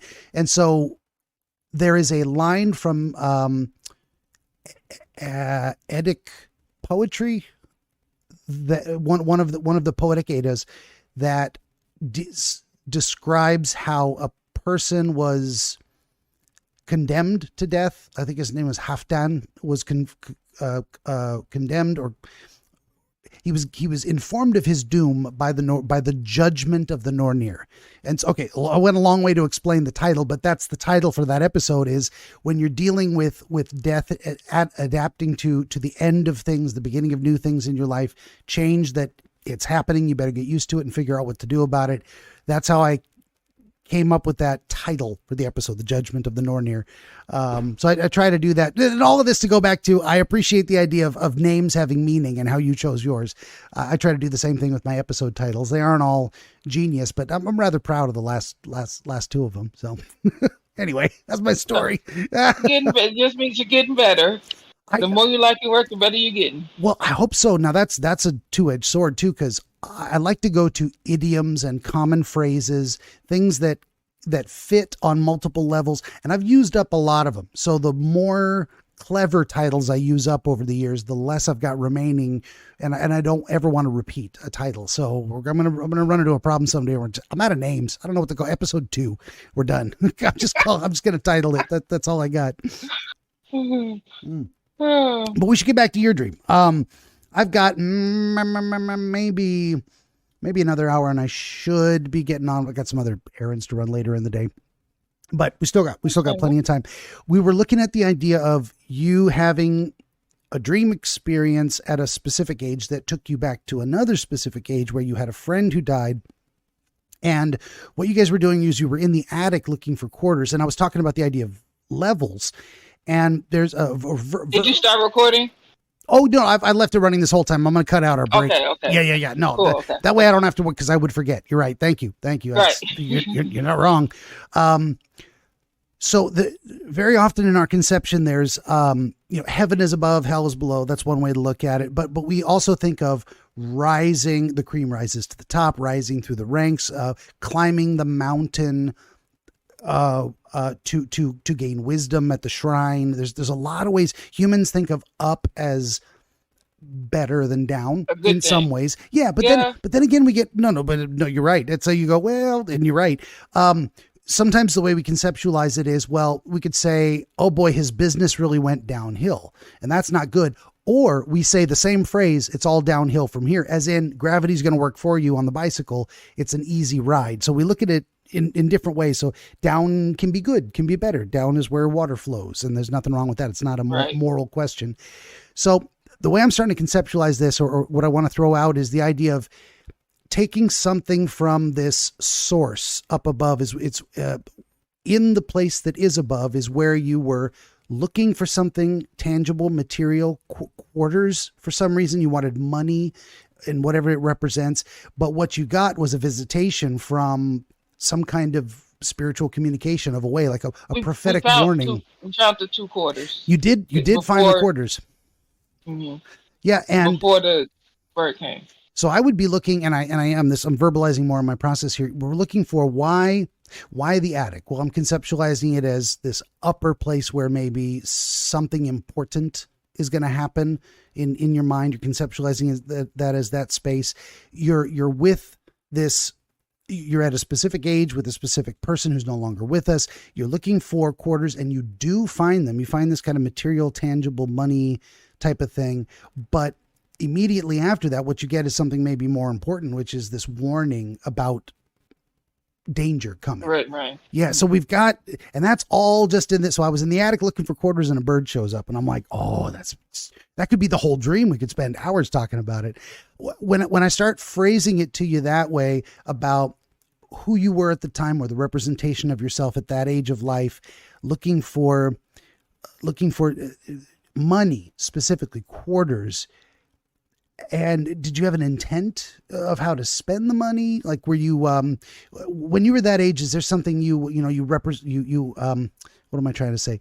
Something, 25-cent piece means to you because when you were a child, you used to get handed a quarter to go out and get ice cream, or you were always happy to be at the store and your mom gave you a quarter for the gumball machine. Is there some relationship to being that young and quarters specifically? I wasn't that age in a dream. It was him that was that age. I was like, I didn't ask you that. I was the same age I was in real life. Okay. Oh, I'm glad I rambled all that way to get that. So you were same age, and he was 3 years old. Oh. That's good to know. Same question though. Is there something about that specific time in your life? You did mention that your story has an element where you were initially taken away from your mom, then given back, then taken away again. Was that the second taking away that happened around 3 years old? No, that happened basically all in 1 year. All in the same year. Okay. Yeah, because I was born October 14th. I was taken November 14th, and then like 2 weeks later, they gave me right back to her. And then a year later, on my first birthday, they cut off all communication with her. Okay. At all. So it seems maybe unrelated. It's more about this. Yeah, it's unrelated. So it's but at the age of 3 and 4, for some reason, I don't know why I would do this, but I would take pennies and dimes and quarters and stick them in between my teeth, and they get stuck. Oh wow! and I remember the fire department coming and take this quarter out between my teeth, and it happens so often. Okay, interesting. I'll tell you a little story about myself too. When I was pretty young, probably about that same age, 4 or 5 years old, somewhere where it's one of my earliest memories. I don't remember a lot before that. I took a little tiny piece of tinfoil, put it in my own ear like an idiot. And then I would not hold still for my parents to get it out with a pair of tweezers. I didn't even think, well, let's just turn my head to the side and shake it out. I was freaking out and they didn't know what to do. So they took me to the hospital. And by the time we got there, I was calmer and I let the doctor take it out with tweezers. And my parents were looking at me like, we couldn't have done this at home. Why were you freaking? Oh, what? And I feel bad for them. I didn't know any better. They didn't know any better. It was just a terrible circumstance. And I was an idiot that put a piece of tinfoil in his ear. And of course I freaked out. I'm like, oh, get it out of my ear. Right. But yeah, it's one of those things where you look back on it and you just go, why did that happen? Just kids. We don't know what we're doing. We don't know. Yeah. And that's also, that would probably stand out as an icon for me in a dream of, forgiving your innocent self for mistakes you really didn't know any better would be kind of my understanding of that. And I don't look back on it with the same amount of cringe I used to. Like when I can remember having a memory of that incident when I was in my teenage years and feeling just horrible about it. Now I laugh at it. Now it's more laughable, right. and we can share it in terms of a story. Well, yeah, that's what kids do: stick quarters in their teeth and have to call the damn fire department. So there could be a bit of a connection there, but it seems like it's more important that it's this specific friend and why you would maybe be thinking of him. And he was a close friend or playmate at that time, or just a boy you knew from the neighborhood. He was Timothy lived next door to me. Okay. He would always dress up like he was a little man. The dress suit, wow, the suspenders, and that's what he liked. It wasn't just his parents, No, okay. The thing we had in common was, I guess, my mother. They never gave a real good reason to take me away from my mother. I got the hard copy of my whole entire case. It's a big 30-pound box of documents. And I looked for the reason why they took me, and the best reason that I could find that they said they took me was for failure to thrive, because my mother was under so much stress that she couldn't make milk, and I wouldn't take the Enfamil because my body didn't see infant milk as like, you know, baby milk. It saw it as Yeah. like some, oh my God, what is this? Get it the hell out of my Yeah. body. That's a problem we So, understand better now, but not so much back then. Yeah. mhm. No. So, uh, they, you know, my mom, you know, she did what she could. She did the best she could. But instead of them trying to alleviate the stress of my mother, they increased her stress and of her and me, and you know, made this a messed up situation. So if I had failed to thrive before, and they almost killed me by exploding my stomach with the infant meal, that they didn't understand back then that not all babies can take that, not all babies' bodies see that as something nutrient to help them go. Yeah. So you know, so yeah, so that being said, that's the best reason they gave for me to failure to thrive. So I don't know why they really actually took me from my mom. But my friend, I guess I think his parents had died. I'm not sure. Mm. We both were very traumatized children though, to say the least. Um so we looked out for each other, and like we kind of like stuck together, like, you know what I'm saying, peas in a pod, or you know, salt and pepper, or white on rice, or you know, Oh, yeah. anything that goes to get cereal milk, you know. Yeah. So he was a very detrimental part of my life. He looked out for me better than the adults in my life looked out for me. If you get, you know, Yeah. can, yeah. So when he died, and the thing is, it was so sudden, you know, and it hit me the worst because he was the only person I had. So I that day I had come inside, and there was for some reason the storm door always caught my heels, and one time they caught my heels so much and so bad to the point where my heels were raw. Mm. But this day was pretty good, and I remember this day. My foot was faster than the door, so the storm door didn't catch my foot that day. So we were playing outside, we were playing with this ball or something. Everybody was outside on the porches and chilling out on the south side of Chicago. Um, and we were just having fun. Everybody was just, you know, it was a good summer day, and I had come in to get us popsicles. And as I have the popsicles and I'm, you know, coming back to the door, uh, I hear this, you know, how you hear very, I hear that, and then I like, I knew it was him. I knew it. You know, Mm. I heard it. I felt it. And so I start running outside. I'm yelling his name, and one of the guys sitting on our stoop caught me and kept me from going outside to see like what was happening and everything.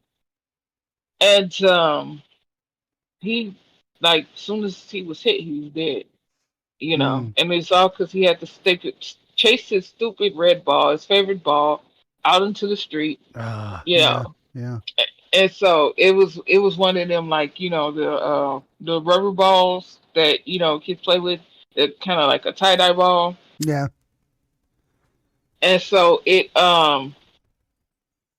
yeah, so I look at those balls, I don't like those balls. Yeah. That's I, a I terrible I always reminder. wondered why. Yeah, I always wondered why I didn't like those type of balls, and now you know, I understand. Like, yeah, because it was basically what killed my best friend. Yeah, yeah. Well, I So think I'm getting a better picture of this here too. So, right around 19 or 20 was when you were kind of aging out of the foster care situation, and you were going to be good luck on your own in the world.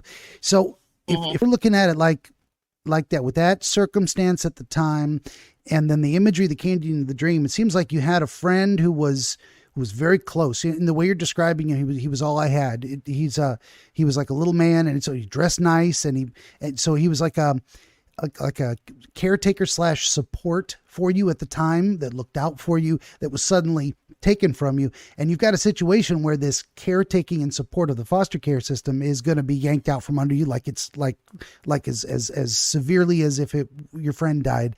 And you're also faced with financial problems going forward. How do I live? And so you've got this icon of a caretaker friend that came back to you in this dream, and you're in this attic space, and he's helping you try to find money, something you're going to need. He's looking out for you to help you figure out how to support yourself. Does that all kind of make sense if we look at it that way? Yeah. I never even thought of it that way. There's something like that going on, and he succeeds. You find 2 quarters, and 2 quarters is plenty. I mean, I think the success is something, the fact that it is literal, tangible money, and you got it in your hands. And then the next thing that happens to you is this bird comes to deliver this warning about a red rain. So there's something connected to that where the conclusion of one contained idea pops up this association with another, where you've got, and I don't remember when you said it was a sparrow, but at first you thought it was a different kind of bird. A barn wren. A barn wren. Okay. And this is in the dream you had that thought? Is that a barn wren? No, it's a sparrow. Actually, I didn't know it was a sparrow because they kind of look the same if you look the birds up. Okay. So you weren't sure what kind of bird it was in the dream. You just knew it was kind of bird. And then later you looked it up and, it's a sparrow. Actually, I didn't find out that it was a sparrow until this year. Fair enough. For the longest time, I thought it was a barn wren. I just, for years, I'm like, that's a barn wren. No, it was a sparrow. So in the dream at the time, did you identify it as a barn wren or not until after you woke up? In the dream, the first thought that came to my head in the dream was it was a barn wren. Okay. What, had you had any experience with that type of bird in the past, or had you heard stories about that type of bird and how they behave?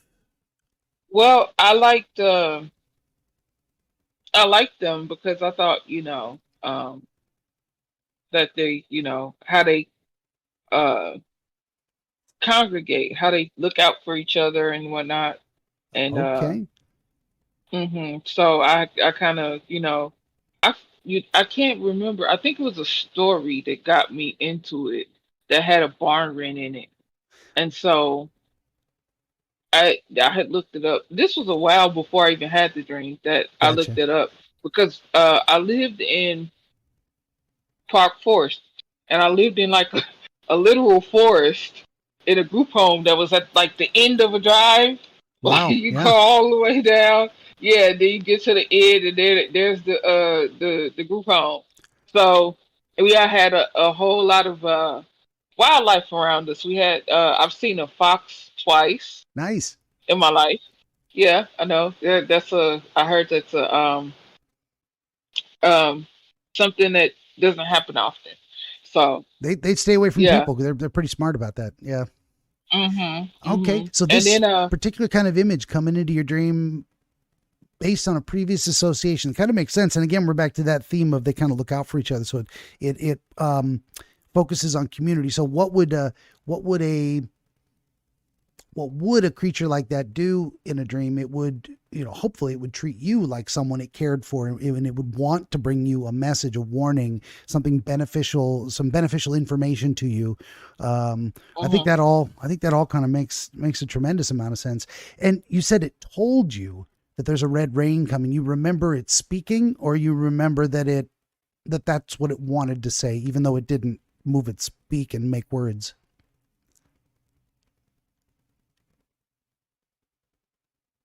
It communicated that kind of telepathically. Okay. I believe. Yeah. And that may or may not make a big difference, but I think it is a difference that I like to be able to see sometimes. It's like when you say someone told you something, how did that happen exactly? So it shared the information in some way, communicated it. Fair enough. Communicated, but not. Yeah, but speaking the words aloud might mean something different, and then the exact phrasing. So what it wanted to communicate is that a red rain was coming. Gotcha. And I don't know if you have any ideas or associations that pop into, I heard red rain and I immediately thought Menses. I don't know. But with you, what would your association with the idea of a red rain be? What does red rain mean versus regular rain? Red rain at that time made me think, because I believe in the Bible.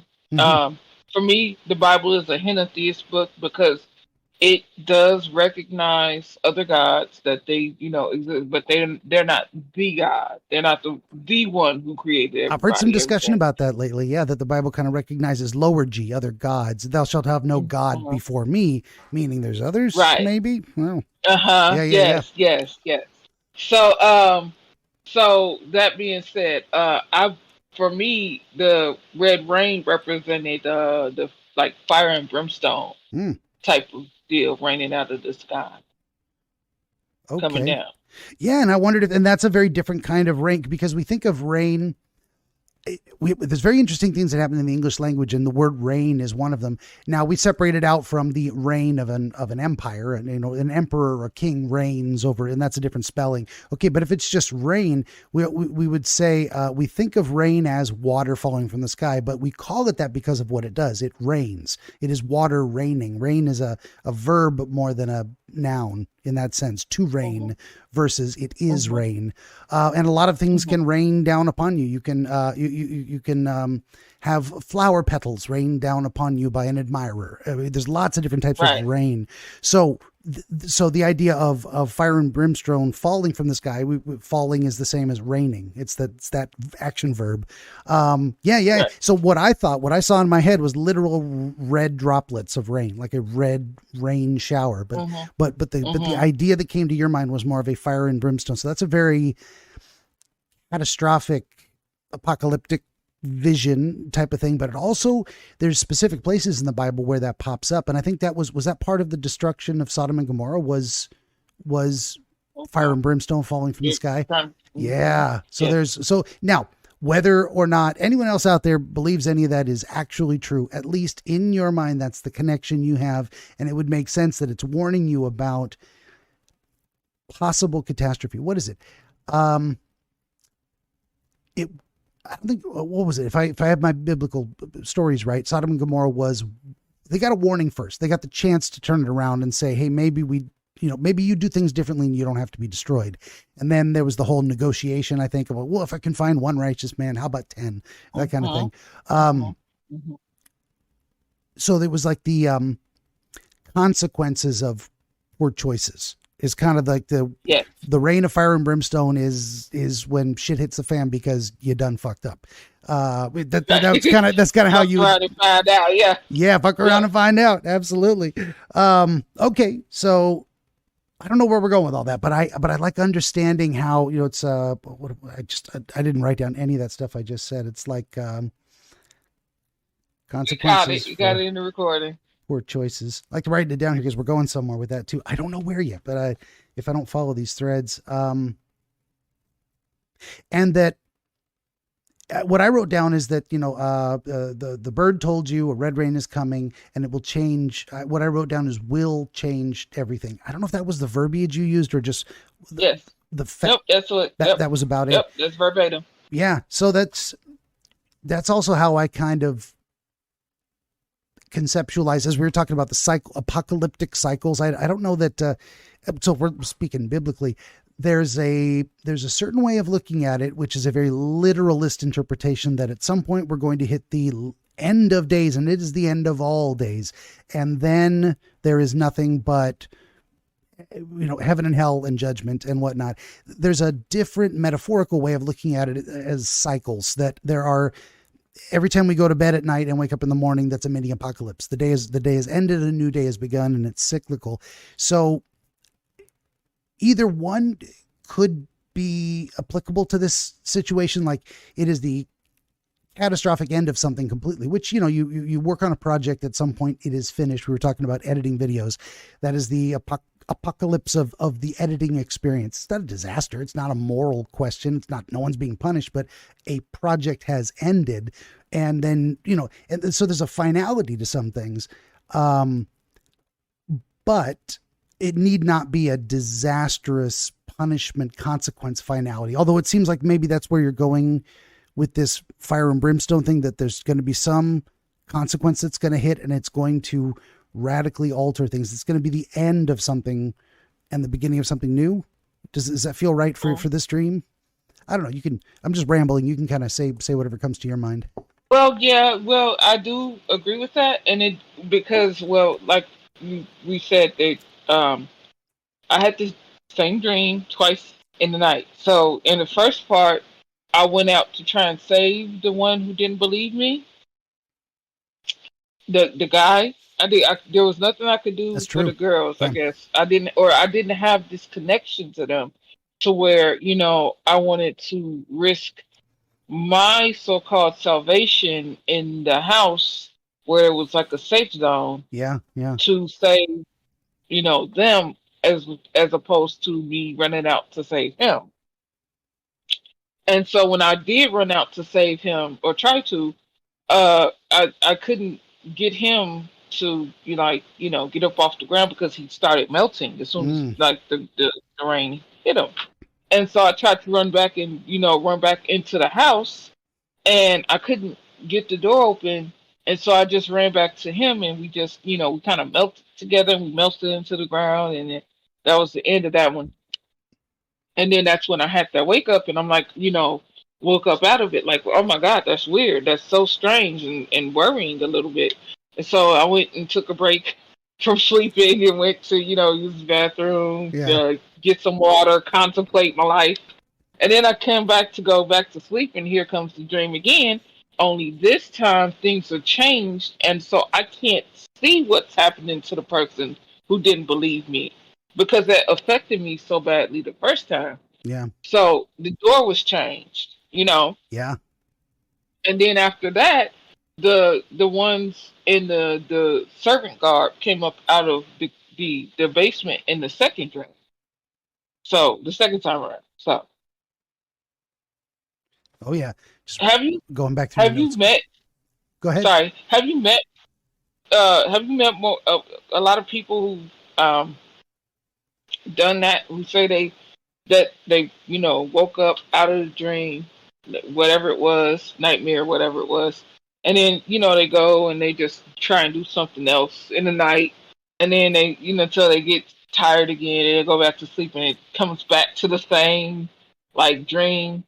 Have you had that a lot I have had a or couple of any? people actually about two episodes ago. That was the experience of that guy, I believe, where he had part of a dream one night and then a second dream that wasn't a precise repeat, but was related to and seemed like it was building upon the first one. So there's a couple of different. Okay, so have I met anyone? Yes. Is it common? Not exactly.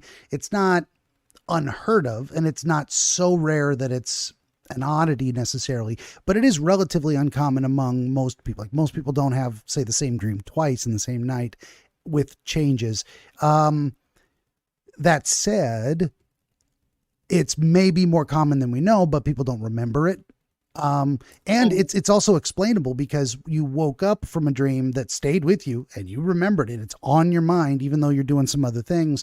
And when you go back to bed, it would be not surprising to me that it is still on your mind. But it didn't happen exactly as the same recurring dream. This time for some reason, you changed what you showed yourself. You chose a different path in a way, or explored a different what if.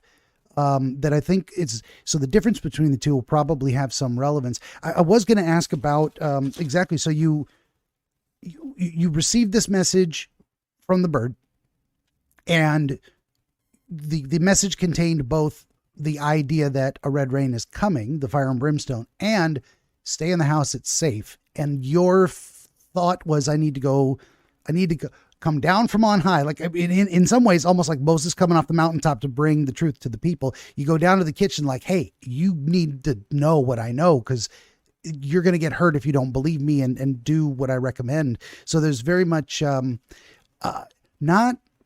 not the idea of, I don't think you're elevating yourself to Moses level. I'm using it as an analogy. But also, I don't think you were enacting a savior complex of like, I am the only one who can say, no, you're just a regular person who learned something important and you care to share it for the benefit of others. So but there is, you come down from this attic space, which could be the mountaintop in a way. I think there's relevance to that idea of bringing what you know. Sometimes the those idea of levels can be the head level, and then the heart level, and then other chakras. I mean, it's one way to conceptualize it as well. For whatever reason, you wanted to bring this useful, important information and share it with people. All of that to say, we're getting to the people you choose to share it with, or the way you conceptualized who needed to hear the message, who was already present there. So there was a mixed black girl, a blonde-haired, blue-eyed white man, and also a blonde-haired, blue-eyed white girl.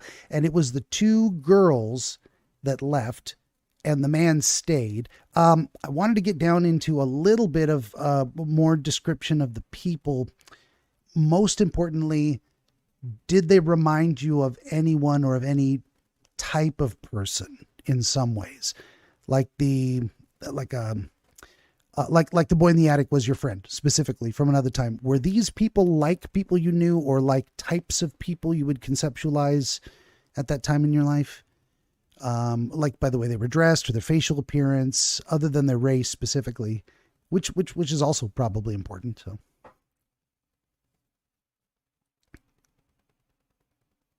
No, but Yeah. okay. So weird, because this was a weird time of dreaming for me. So I've met the people in these dreams in other dreams. Ah. Okay. You recognize those specific people from other dreams. So they probably do have a concept attached to them, or a person type, possibly. Like, what am I trying to say? Like if it was very clear that one of them was a police officer, one of them was a pizza delivery guy, and one of them was a Starbucks barista. Those would be three different types of professions, very identified. And maybe even they would come with, connections to your idea of the personality type. Maybe you would assume the policeman was very authoritative when he spoke and expected to be obeyed. Maybe the barista was kind of annoying and snobbish and like really rude. And so that's what I'm going for, is that idea of what did these people feel like in terms of who they were and why they would show up in the dream, what they represent to you. I don't know how to ask it better. Hopefully I've rambled enough. You get an idea. I get an idea, and I think the best way that I can explain their archetypes Sure. of Yeah. what they represent is by describing quickly the other dreams that I've met them in. Sure. So the easiest one is the guy. With him, he was in this. We were in a dream, and we were in this like kind of other realm type of reality, and I was going up on an elevator, and when I went up on the elevator, the door opened, and there was there were two men in suits. There was a black man, not my friend. He was just a black man that I didn't know, in the suit and tie. And the white guy, the one that I'm telling you about, he was in a blue, like a baby blue suit with like a baby blue bow tie and like the ruffled shirt. So, and they were both standing in front of me, and the black guy was on the right and he was on the left. That's that dream. Also, I've seen him in another dream, and he kind of represents, like, I don't know, maybe I'm not trying to villainize white people, but he kind of represents this like a type of villain trope, and kind of with the blonde, not the blonde haired girl, but the mixed girl, because with the mixed girl, I was in that dream. I was captured by them. We were in this water world type realm, and I got captured by them and thrown onto this boat, and I was on the boat with this guy who I had was kind of, we were dating. We had dated for a little bit, and we kind of just like, you know, kind of got out. We're still trying to figure out our relationship, but we were for the most part seeing like it's probably over. And so he was on the boat, but he was trying to like rescue me. And the girl, oh, and the blonde haired blue eyed guy was there too. And so the mixed girl and the blonde hair blue eyed guy had kidnapped the blonde hair blue eyed girl, and she was like, I don't know if she was like in a trance or mind controlled or something, but she was kind of like they were kind of treating her like she was a doll, a living doll, like she was she there was nothing there basically. She was Gotcha. alive, but there was nothing there. And so the guy that I was dating at the time, he had come to try and rescue me and we both wanted to rescue the girl. So they kind of represented the girl kind of represents not an airhead blonde, not that. It's like um a program type person, a woman, girl. Okay. That's what she kind of represents. And then the mixed girl and the blonde haired guy kind of represented um villains. Yeah. And that's kind of consistently how they represent themselves across multiple different dreams. They kind of show up with the same personalities and serving the same kind of roles. Okay, good deal. Yeah, no, that's very interesting too. That's way more than we had before, and I think it's great ideas. What I started writing down when you said program, the ideas that came to my head is someone who doesn't think for themselves. They are maybe don't have a strong will. They kind of go along to get along, or they don't put a lot of thought into things. Like some people aren't necessarily stupid. They're just not curious. So they don't gather a lot of information and then analyze it critically. Maybe, the idea of a living doll is, programmed, or they just go with, they're happy saying, oh, well, what should my opinion be? Oh, that, okay, I'll do that. They just they're not really thinking for themselves, like a doll. Yeah.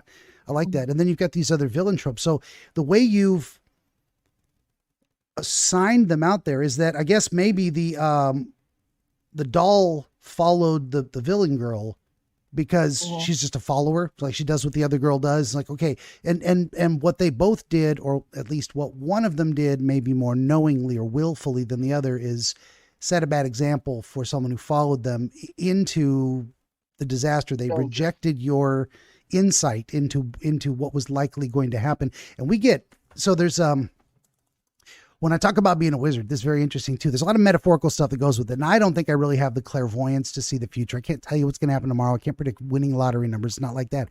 But there is a wizardry, I think, in the idea of cause and effect, understanding, seeing a pattern and knowing how it's going to play out.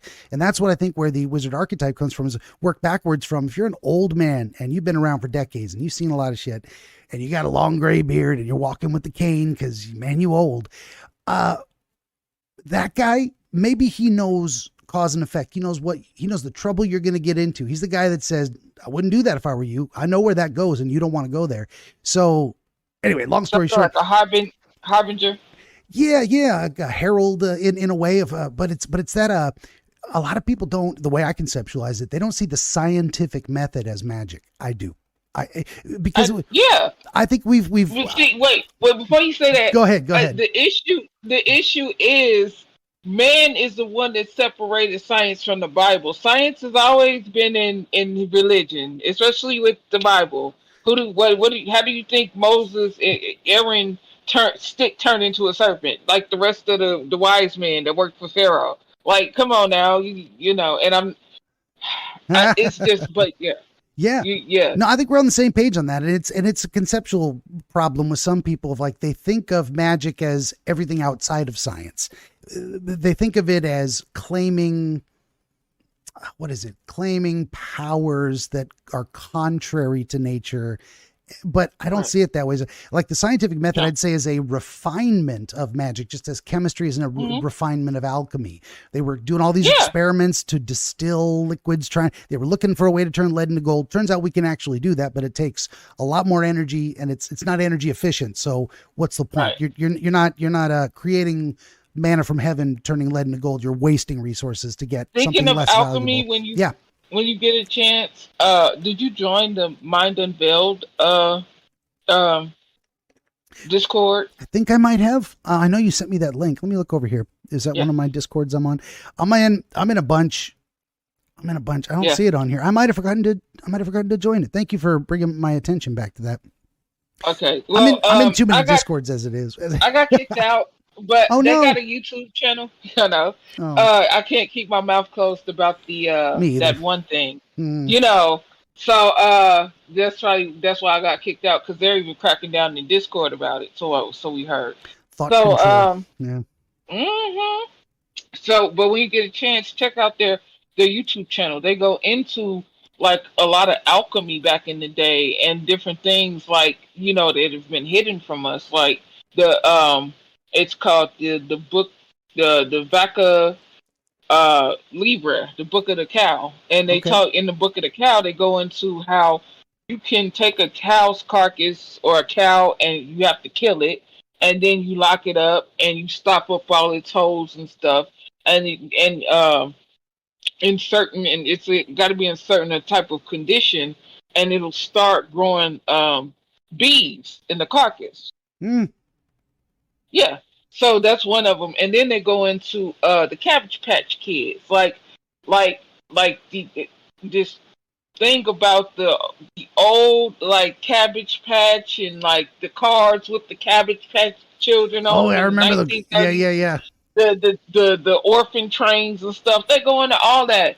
So when you get a chance, check it out. I think you're gonna like it. Okay, we'll check that out. Well, Mind Unveiled. All of this to say, to bring it back around, is that you don't have to be a prophet to tell or have magic powers to see a pattern and tell someone who doesn't see it, hey, here's what I see. Now let me correct you on that. Yeah. We're all magic. Well, fair enough. Magic. Yeah, I'm saying magic powers as in like what other people couldn't see. It's the movement of energy, and that's what we do every day and even every night. Yeah, no, I think we're on the same page as that, but it doesn't have to be anything beyond special, the realm. Yeah. Like you don't, like, what am I trying to conceptualize it as? If you came running into the house in real life and you said the house across the street is on fire, you're telling someone something they didn't know. That's all. But that right. Is this communication of, let me tell you what I saw and give you information that you might need so we can do something about this problem. And that I think is I think the reason I thought of this as bringing, like Moses bringing the tablets down, is that in my mind there's a very real, literal sense of receiving a message from God when you discover a truth in the world. That discovery of truth, the truth is God, and the discovery is a message from God, that kind of a thing. And it doesn't have to be as epic as the Ten Commandments. It can be in very small ways, and it's all the same kind of magic. Balaam's ass. Remember? Do you remember that story about he's going to curse the children of Israel, and there's an angel right here, now the mule the ass can see the angel standing right there with the sword. And so as they're going around the path around the mountain, the mule keeps bumping up against the mountain, and Balaam's foot keep getting crushed up against the mountain wall. And he getting mad. He was like, stupid ass, beating on her and stuff. And so at the third time that happens, God opens the mouth of the donkey and lets her speak. And she's like, why you keep beating me? I see this angel here getting ready to hand us everything we don't want. And so I'm trying to get your attention, and maybe if you could see it like I see, stop you from going to kill both of us. Yeah, there you go. So, exactly. So you're bringing this information in, and now what we've got, so you come down from the attic headspace or up on high the mountain, but the place of receiving a truth that you have to decide. You could have decided to keep it to yourself and said, screw those guys, let them go outside, I don't care. No, you decided, I want to help people. I want to communicate what I learned for the benefit of others.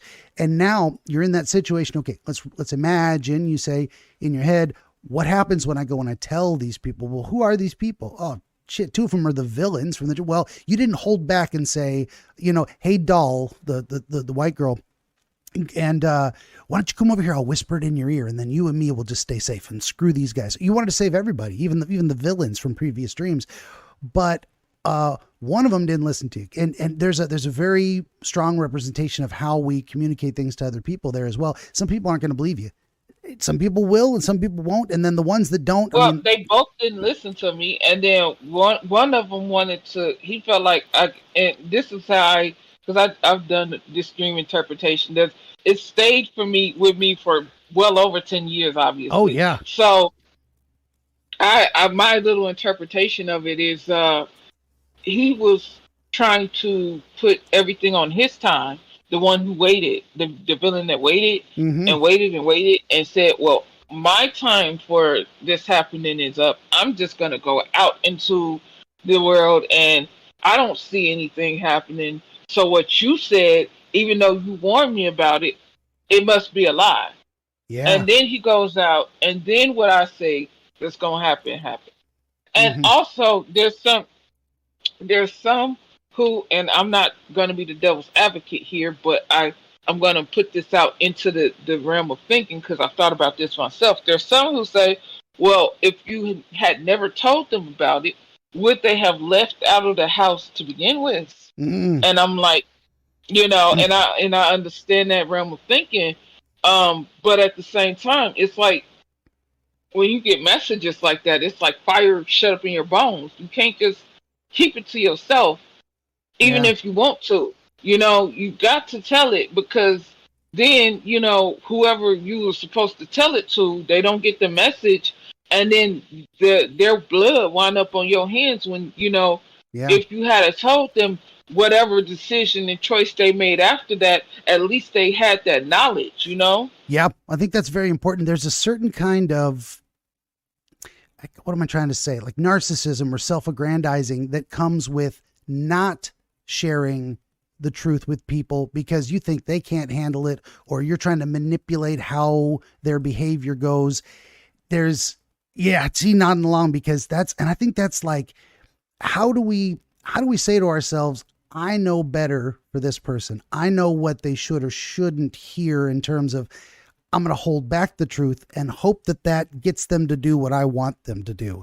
Sometimes it's going to turn out bad and people are going to not believe you. They're going to take your information and misunderstand it. They're going to believe you and do the wrong thing anyway. But taking it upon yourself, I think you're absolutely right. I think I wrote that down. It's like not telling is not good. The good thing to do is you lay your cards on the table and you say, look, this is what I believe. This is what I think is true. This is the warning I believe is genuine. And I hope you believe me, but you can't take that. It's like taking other people's power away to make that decision for them and trying to manipulate. Yeah, like the government does to us a lot of the time. I'm just saying, you people are too stupid. You're dumb animals. You'll make all the wrong decisions. So we're just not going to tell you and hope that accomplishes what we want you to do. Yeah, I'm not all about that for sure. So no, but you did what you needed to in your heart, which was, if I believe I have a truth to speak, I'm going to tell these people. And you showed this range of people who were, and there's probably some difference between the man and the woman, the two black folks who were maybe different types of villains or different, what am I trying to say? Different types of personalities. I don't think it's just male and female half of the same thing.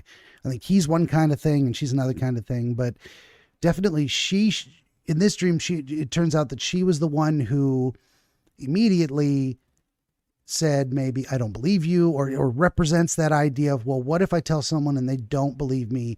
They don't take my word for it. They disregard my warning and they lead other people astray too. Took that other girl with her, the one who doesn't know any better, doesn't think for herself. Yep. And then the man, I didn't even think about that. Yeah, and then the man, he's got like, at least he sticks around in the first dream, sticks around for a little bit, and he considers, and you put that phrasing it as on his own time, like it wasn't that he actually believed you. He wasn't staying there because he thought it was true, but he also wasn't immediately going to react like the girls did. He was going to do it in his own time, and that was also more of him taking that, say, power onto himself. It was a different kind of disbelief, where he's going to go like the first two. It seems like they didn't take the warning seriously at all. He took it seriously, but took it into his own hands to say, well, I'll find out the truth myself. And he goes outside on purpose to go investigate and finds, oh, there it is. And then you still had this urge to save, to help. Like, maybe I can help him. Maybe I can bring him back in. Maybe I'll put myself at risk to take a chance. But he was already kind of melting and stuck to the ground. The consequences of his decision had already hit him. And now at that same point, you try to run back to the house and couldn't get back in because it was locked or closed, or you just never made it. Was stuck. Okay. I made it to the door, but it was like the door was stuck, and I didn't lock it or anything. And then okay, so remember what I said about the doors changing in the second dream? Yeah. The same thing happened in the first dream, but it happened on me to where it changed from the patio door to the front door, and I couldn't open the front door. It was stuck. Okay. Gotcha. So yeah. I couldn't. But the second dream, I couldn't. I looked outside of the patio door, and I wanted to run out there, and I couldn't because, well, the door changed, and it changed into that same door that got stuck, and that I couldn't get back into in the first dream. But instead, on the second dream, it's stuck with you on the inside versus the outside. Right. Interesting. Right. Yeah. So that's where I was getting to with that. Is that so? There was what I was writing down here was that from a good heart, from the place of wanting to rescue someone from the consequences of their own mistakes, you actually doomed yourself to follow them into that mistake in that process. So there's things like that happen in our life too, where we try to, let's say it's like the analogy is trying to save a drowning person and you both drown because they panic and drag you down with them. There are people in our lives that they just drag us down with them. And the more we try to help, the further we go down with them. And sometimes you got to just cut your losses and say, I did my best. I can't save everybody, and trying is just going to get me destroyed along with them. So there might be something in there, but, okay. So that actually kind of brings us to the end of that, because that's where you woke up in the end of the first dream was, melting with the guy. Melting with him and suffering that the consequences with the guy that wouldn't listen. Because you tried to save him. I think that's the very, very important connection there. And then the second dream was identical up to the point of the girls leaving and the man being in the house, but this time he went out a different door. The door had changed. So he went out the same door, and the same kind of rain slider. Started. Okay. Yeah, but what happened was the door changed before I got to the sliding door. Okay. And that's interesting too. So doors are portals, transition points. You go through a door, and where you were is from where you were to where you are now in a lot of ways. And so you've got, and sometimes doors, and in our mind and in these conceptual spaces, we think of these, portals as passing through to another location, but also the idea of whether a door is open or closed. Like we think of, I wanted to do a thing, but that the window shut, the time frame when it was possible expired, or the door was, the way forward was barred. The door was locked, as in I cannot move there despite wishing to. There's some literally a barrier that keeps me from progressing. So in this one, the door, he went out the same door. So you're conceptualizing it differently. You're like, okay, imagine this guy, he doesn't listen. He's taken himself down, and I have this urge to do so, but when I get to it, the door itself, you're not able to follow him out the same door. Like you've imagined that way through is shut and barred, and now it won't open. Like something is stopping you from making the same mistake twice in a way. Yeah. That's a good analogy. Yeah, gotcha. Because the door, this, like I said in the first dream, I was able to go out the glass door, but I wasn't able to get back into the front door. In the second dream, he went out the patio door, the glass door. And when I got to the door, it had already changed in the second time I had the dream. Okay. So, and I couldn't get out of it. Yeah. And then it became the same front door that wouldn't open for you from the first dream. Yes. Now yes. in reverse, stopping you from going out to reenact the same mistake, that make the same mistake twice, right, in that sense. And being, it's very interesting too, because I'm like, sometimes in our dreams we show us what we wish would be or what we're afraid might be, and sometimes we have a sense in our dream that we wish for something to be, but then we show ourselves a barrier preventing it. And that can be, this seems like one of those situations where you genuinely believe and you're trying to get out the door, but it's shut against you, but it's you that shut it in a way. Like you're not conceptualizing it as it's exterior to you. It is. But what am I trying to say? It's like proposing. I consider, I conceptualize dreams a lot as thought experiments. So you're running the same thought experiment twice with different variables. You're saying, okay, now let's imagine I deny myself the ability to follow what I think is the wrong path. What would happen next? Does that make more sense? Yes. Yeah. So it isn't like you're imagining someone else locked the door to keep you in the house. It's more like you locked it to say, I'm not going to do the same thing twice. I'm going to take a different path and let's see what I think will follow that. And what followed it was up from the basement come these 3 African women in servant garbs, but like royal servants. And I don't know that I remember the specific interaction you had with them. No. They when they came up, we looked at each other, and that's it. And then a peal of thunder woke me up. That's right.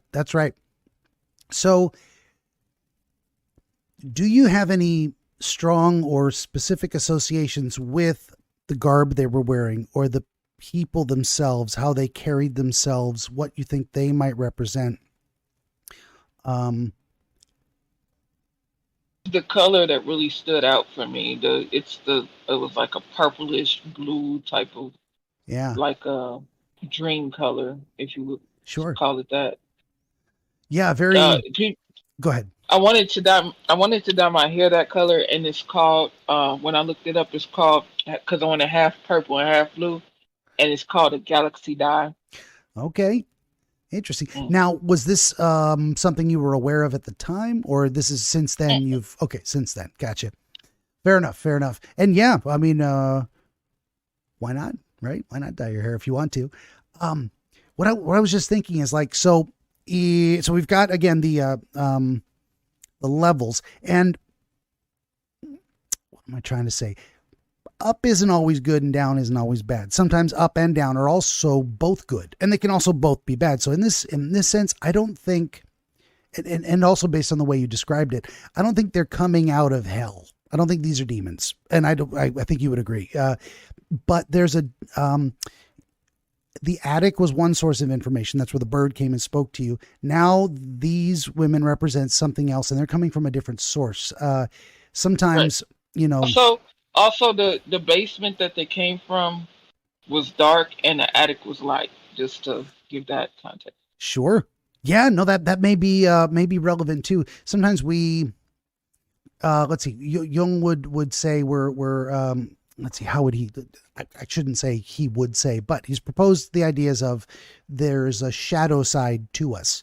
And the shadow side is just whatever we don't express or feel uncomfortable expressing. It is the aggression inside the passive person, so to speak. But by the same token, it can be the passiveness inside the aggressive person. It's whatever we reject about ourselves based on our self-concept. This is a horrible explanation of the shadow. But what Jung says is that what we need to do is integrate our shadow side. So if we, and that makes us a whole person more than anything, because it's not like the shadow side isn't a part of us. It is. And it may be things we don't like about ourselves, or we don't feel aligned with our self-concept, but it doesn't mean they aren't a part of us, and it doesn't mean they aren't useful to us. I would say the passive person who keeps their aggression in the shadow, it isn't like that aggression isn't influencing them. It always does. It's like the subconscious stuff we don't deal with is still influencing us. And what you want to do is integrate those two, and you get from passive and aggressive to assertive. Like, I know when to use confrontation, and I know when to just keep my mouth shut. And that's like the judicious, wise blending of these two extremes. Okay, long story short on that one, there is maybe a source of wisdom or understanding or intuition that you would conceive of as light, and a source you would conceive of as dark. And I think that makes a tremendous amount of sense too, where in the second dream, the women who come to speak with you come from the shadow. They come from the dark side. And this is how you're conceiving maybe your dark side, which is, okay, you tell me if this is true or not. If we were to say you conceive of yourself as the kind of person who wants to help others to the point that you might let them drag you down with you, because you feel that is the right thing to do, to keep trying no matter what. The shadow side of you might say, for your own good, for your own sense of for your own self-protection, to not allow yourself to be dragged down and destroyed by following someone into a bad decision. You look at that as, well, isn't that selfish? Am I failing? Is that who I really am? So I don't know why these women to me represent a kind of noble wisdom in a way. Like they're servants. They're not, kings or queens. They serve the kings and queens. They serve a higher purpose in that sense. And they're dressed very well. And I would imagine they probably have a very, I'm going to say, stately vibe to them, like a very professional seriousness in their servitude, like a very, very, very, very often, people conceive of butlers as, in America especially, we have a concept of, well, if you're serving someone, that means you're lesser and you're worthy of less respect. It's a very specific role. I mean, Bruce Wayne had his butler, and that was his man, and it was a guy that was really dedicated. We've lost the idea of like a samurai in service to his lord as being a noble thing. So anyway, this is the concept of these women that I've got. They are noble royal servants. And they're kind of coming to you to say, in this place of protecting yourself, not letting yourself be victimized by having someone drag you down with, there is nobility and wisdom in this as well. You don't have to sacrifice yourself to something. You can protect yourself, and this is also okay. All of that to say, I think, did you like that idea of the integration of the shadow, that that's where these women are coming from, and that it's a legit part of you looking at yourself saying, I can look out for number one. That's okay too. Does that make sense? Yeah, it makes a whole lot of sense, because when I was a child, when I was 3 years old and whatnot, I was parentified. Yeah. Because the person who was supposed to be the custodial carer of the household of the dependents would leave for like days. Oh wow. Just gone. Or she would be there, and she was very narcissistic. She would cause my grandmother to her mother. She hated her. She would cause her to go into a epileptic coma or epileptic seizure, because she would be angry at her, just angry. And so and I would always have to call 911 after this. Both the dependents, my grandmother and my oldest cousin, who had she was developmentally disabled, and she was like 20 with the mind of a 2-year-old. They both would suffer from grand mal seizures. And so I would always be the one calling, the authorities and saving their lives through that. And one time I remember that the aunt,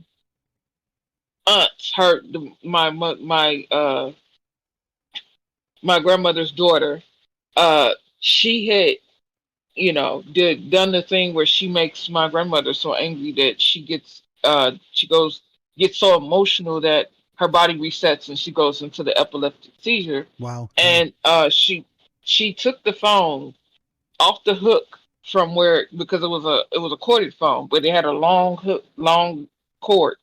And so she took it downstairs with her, and she closed the door and she locked the door, so I couldn't make the phone call. But she left her keys to her 2-door little coupe car. So I took the keys. I'm 3 years old.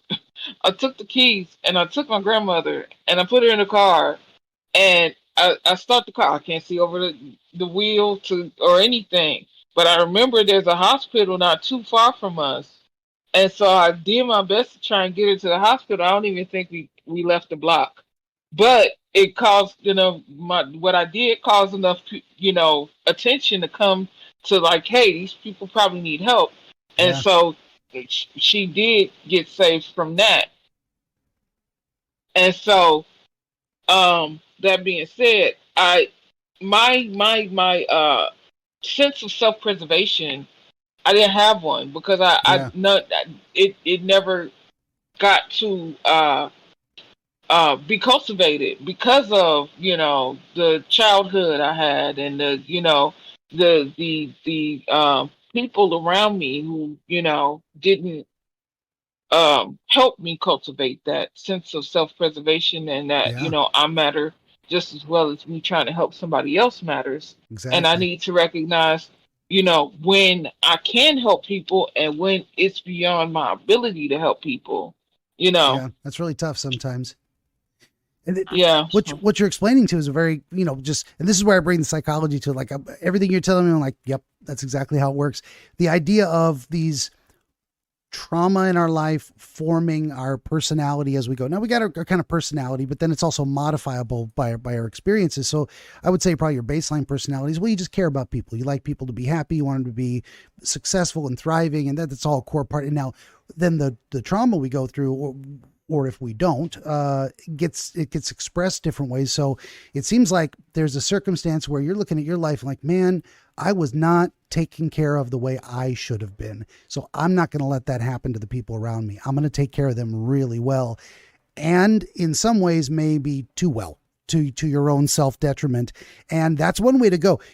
Now, if you'd had maybe a little bit different baseline personality, or more intense, what I'd say, it's a miracle you came through your trauma with an enhancement towards caretaking, versus the other direction, which a lot of people go, is into that narcissistic, sociopathic side. Well, nobody gave a shit about me. I don't give a shit about nobody, and fuck them. And I'm And looking out. Yeah. it's a thing because both sides of my family have that trauma issue, and a Mm. lot of them on both sides had that trauma response because things happened to my aunt that I was telling you about, who that's how she, and I don't know why she agreed to be a caretaker of a woman that she hated, because Yeah. she felt like she wasn't there to care for her. And then on my mom's side of the family, my mom was the one who, she went through the same thing, but she she got that same because of her mother parentifying her. Um, she was always the one. She was the oldest, and her mother went through things. So it's Mm. there's generational trauma there. Yeah. So Break that cycle. yeah, Yeah. Exactly right. that's what I'm working on. Yeah, and sometimes you get that enabling type of thing where the role you undertake in a family is keeping unstable people from tipping over too far into Hmm. catastrophe, and for their own sake, because you love them and you don't want them to just destroy themselves despite all their flaws, but also because maybe they're going to take some other people with them too, and that includes people you really care about. And so sometimes, or people you care about more. Yeah, so if it makes sense, I think we've got a little bit of an understanding, or one perspective of looking at this dream is, you hit a time in your life when you're looking at caretaking ending for you, like, I'm about to be out on my own. Now, how do I engage the world successfully? And you're looking at this situation of, do I continue? Do I lean into a bit of a savior role, or is it okay to take care of myself more? What do I think is the right way to move forward, to approach the world, and how I engage it, which is a big deal that a lot of kids have to settle for themselves as they move out of the house. You're getting out from under a rigid set of rules where other people tell you how to live and what you're going to do, and they have the authority to force it if they must. Now I'm responsible for myself. I can do anything. What do I want? Who am I? Out from underneath parental control or guardianship. I think it's a pretty much a normal what I would say, the concept, the idea that we all go through that same portal into adulthood is universal to all of us, except kids who maybe never move out of the house. I don't know what to do with them. And how do they grow up differently? We used to have multi-generational homes more, which I'm not trying to denigrate that. So. No, that's actually a multi-generational homes is what we basically, what basically made society, up until a certain point of we all became an individualistic society, which is, I believe, part of the reason why we're breaking down in the first place, But, it's, those children who never leave. It's like they become infantilized adults, unfortunately. Yeah. And we don't have a good cultural matrix or understanding for how to be a grown ass adult in your parents' home still in an intergenerational. Right. I think we've lost that. Like you were saying, it used to be more common. Like people knew what it was and how to deal with it. And there was, matriarchs and patriarchs in the house, and you looked up to them, but they weren't ruling everything with an iron fist like you were still a child. There was a dynamic because they would respect that you were an adult in their household, and respect that you had to make your own choices and mature on your own. And probably expect you to contribute too, so that you're more on an equal footing. Yeah. You're not just dependent anymore. Yeah. Right, but for us who had to grow up and then we're just kind of pushed out there, I think well, first off, the ones who had that structure at home, they they got the chance to explore who they were. They didn't. It wasn't that energy wasn't relegated to somebody else all the time. Yeah. So so when they come out of that house, they know well, I know this about myself. I relatively know who I am. What else can I learn about myself? They're not coming out and saying, oh my God, I don't have any identity. I'm an imposter. Who am I? Where do I come from? I don't understand anything. I need help, So yeah, for sure. And then there's the neuronal structure, because a lot of us, trauma kids, we come out and our neuronal structure in our brain is totally different from everybody else in society. And we don't mean for it to be like that. It's just, the environment that we were brought up in that, structured our, behaviors and our development of our, brains, how it is, For sure. And so what we respond to everything differently on a different level because of that. No, it's very true. Yeah. There's a concept out there, and I've been reminded of it recently, called the zone of proximal development. I wish I could say I'd remembered that from school 20 years ago, but the idea is you want someone who's gaining new skills to get into a zone where they're pushing the limits of what they've already mastered into what they're capable of accomplishing without tipping over into complete catastrophic failure. Because, and that's, I think, what happens a lot with the trauma thing is you have, and with the neuronal structure too, is what you're talking about. We've got kids that are faced with situations that are way beyond that zone of proximal development. We're not giving them a challenge they can overcome and push that bar.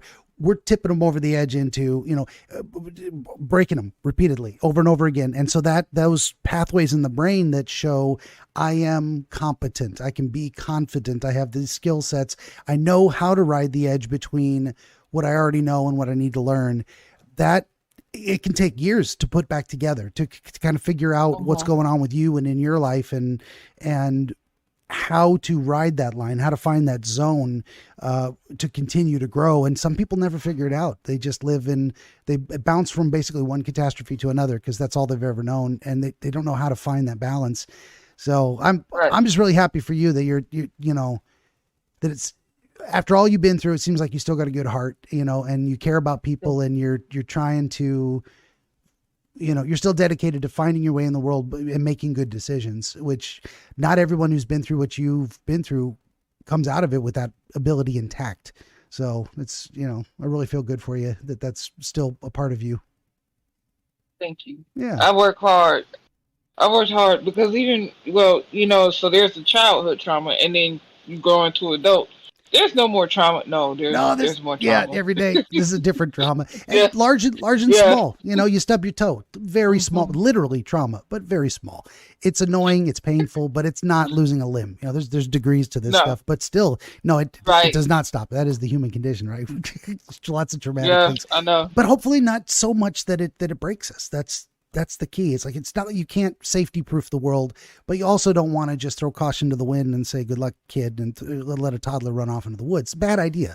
And people should Right. Yeah. know. Well, we're heading up around the 3-hour mark. I don't know if you had additional questions about the dream you wanted to focus on, or you said earlier you had some questions for me in general. I don't know if we addressed some of that stuff, or if you forgot what it was. Yeah, we kind of did because I found out you're more agnostic and instead of being atheist, so it's Yeah. that's good. I'm kind of You on know, that edge of things. I consider myself, I say it, an agnostic, atheist, deist, kind of tacked onto the end there. So hmm I don't have a specific religious tradition I follow, but I'm not too certain there isn't one that might be true. And I think there's probably a God that made the world and everything we're living in here, but I'm not so sure I know who on earth can tell me what that guy right. is or what he wants from me. I'm in that very limbo Sure. land where I'm looking at all the big picture stuff, but there's still, even with that said, there's a through line where I know I don't like to watch innocent people suffer. So Right. I think that is the Spirit of God right there. I'm comfortable calling that the Spirit of God is, and as long as I'm looking for things that jive with that, I think I'm on the right path. I hope anyway. I think so too. Yeah, Yeah. definitely. You have that gives you the baseline of like the difference between good and evil. Yeah. So, Basically. because you've got people out here that are trying, and it's so funny because yesterday I'm on the news break app, and I comment on there a lot, and so they were talking about how conservatives are putting Christian values before anybody else's, and I'm like, somebody commented about because I commented about like the Bible and how like certain entities and organizations and sects of like or not sects but certain parts of people in different parts of life are taking the Bible and twisting the words. So I posted because the Bible talks about sexual immorality, and I know this is a touchy subject, Can be. but Yeah. and so Come here. they talk about the Old Testament, yada yada yada, and they don't talk about how in the New Testament the Bible addresses that issue as well. So I posted there Romans 1, and Mm. when you get a chance, you go read Romans 1, and you tell me if Romans 1 is like basically an exact replica of what's going on right now. The whole chapter. Yeah. It's short. It's short. It's about what 23, 24 verses. So after I posted that, this person comes back and they tell me, well, if that's the case, then all I can say is that the Bible is evil and it's an evil concept and it's an evil book and nobody should ever read it. And I come back and I ask her, well, if that's the case, do you think you would know the difference between good and evil if the Bible hadn't existed? And there's a verse in the Bible that talks about how um, Paul says that he wouldn't know sin if the truth of the word wasn't presented to him, so he would know what sin was. And so I asked her, do you think you would know the difference between good and evil? Because before the Bible became a worldwide thing, human sacrifice was seen as a good thing to do. You know what I'm saying? Yeah. Everywhere. So like, and cannibalism. Everybody was, and y'all were good. Everybody was good with this. It was good, So are you sure you would know the difference between? They didn't answer me, of course, but Yeah. I had to ask that question because it's like, people like to attribute that, oh, we know these good things to do and yada yada yada. I'm like, before before the Bible was brought to you, you was literally cutting out human hearts to try and give to your agricultural God to have a bountiful harvest. Yeah. Come on now. No, that's the thing. That happened. Yeah. And that's tough too, because we get a lot of people who are like, well, I reject religion, or I think it is, let's say they're rational and they're like, I just don't see any evidence for a God. Fair enough. But then they go a step further and say, okay, and we have to throw out everything that's in the Bible. And the way I'm looking at it is like, even if I am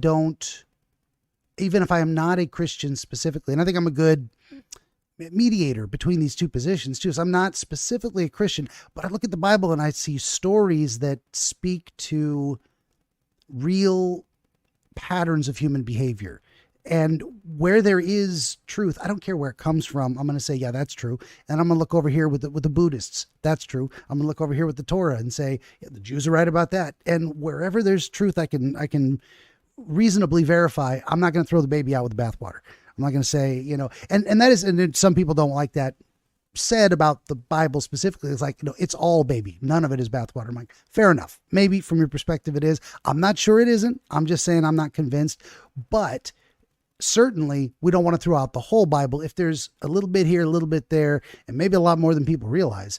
I've been watching over the last few years a lot more biblical commentary from the evolutionary psychology perspective. So I think at the very least, we should look at the Bible as a collection of stories that contain valuable insights into the human condition itself. Here's certainly, as I say, here's patterns we're going to encounter by virtue of being human and over again throughout generations of humans. I think that's what we collected as that book. And I would not want anyone to just dismiss it entirely when there's anything in there that might be useful, that we should probably pay attention to. That's what's kind of my perspective on it. Yeah.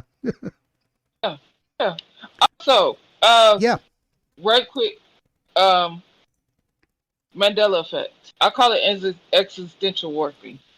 Oh yeah. Yeah. I've run across a few of those things that I don't know how to explain. And I think that I think I might have come, as the kids say, I might have come from a timeline where it was the opposite Mandela, and now I'm here.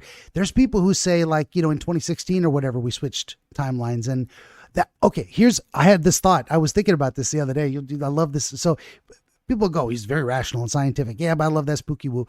So there was the idea of people going to the doctor and saying, Doc, I feel like I'm not supposed to have this leg. I feel like this leg should be amputated. I'm wondering if at the moment of an accident, the wrong person switched timelines, and he's over here with the whole leg when he was meant to be in the other timeline where the accident lost the leg. So now he's left with this residual feeling over here in this timeline where, yeah, he don't have a leg. He don't have a leg, but he does, but he shouldn't. But there it is, and he wants it cut off. Now, we can look at it that way, or we can say that's a psychological distortion caused by a brain defect, and maybe we can treat it with medicine rather than cutting off the guy's leg. I would like to maybe not cut off healthy legs if there's any way to avoid that. But that struck me the other day of like, okay, if we accept the multiple parallel universe thing, which is probably true. As far as I can tell, there's no reason that couldn't be true. And can we move between them? I don't know how. But if we go with that, if we start with that premise, it's logical to say the guy that thinks he should have been an amputee, he was an amputee in a different universe. And now he's here going. And that's where, to me, that's where phantom limb pain comes in as well. That could also be connected. Yeah. In another timeline, they actually still do have that limb. And so that in that timeline, they can feel that, you know what I'm saying? The neurons connect. You can't understand it, you know what I'm saying? How does it work? Yeah. We don't know, but it's there, that is an actual issue. People have literally deal with, like, they don't feel, they know the arm ain't there, but they still feel the arm there and it still hurt. Yeah. And they hand hurt, it's not there. And they have an explanation for it, which is, well, the nerve endings are sensitive from the amputation site and it's sending these false signals. Maybe that's true. I don't know. But do we know that for sure? I don't think we do. Also, Well, and how is it still how are those nerve endings still sensitive 10 years down the line after everything's yeah, healed? You know. and nerves need a signal to activate. Mm-hmm. What is down here on this end activating the signal, sending it back up? I don't get that at all. Right. I don't know. Right. I don't think anyone does. Well, and also now people like to separate. Well, that's the supernatural, spooky one. This is hard science. You talk to some hard scientists, and they talk about quantum entanglement going between multiple universes. This is not such a far-fetched theory. Is it all speculation? Yes. We're not sure about any of this stuff, but I like the idea of what if. I love that. Right. Stuff. Yeah. And for me, we all there's if I don't know if you watched this video, I'm probably gonna send it to you later on this. Sure. There's a back in 2015, I believe, there's a child that said we all died in 2012. And when you ask him what killed us, he'll tell you that it was the CERN hydrogen collider. They caused something to happen that ended the world. And I'm with that speculation because, if you look up, well, there's Paranoid Times. I'm gonna send you his channel. He talks about he does stories that are supposed to be, you don't know if they real, you don't know if they not real. Yeah. But he talks about how he was the one who sent the ermine into, which is a type of weasel, into the hydrogen collider to stop it, and the ermine, because they used the weasels to clean those tunnels out, because they can't get into those places and stuff like that. Yeah. But the weasels can.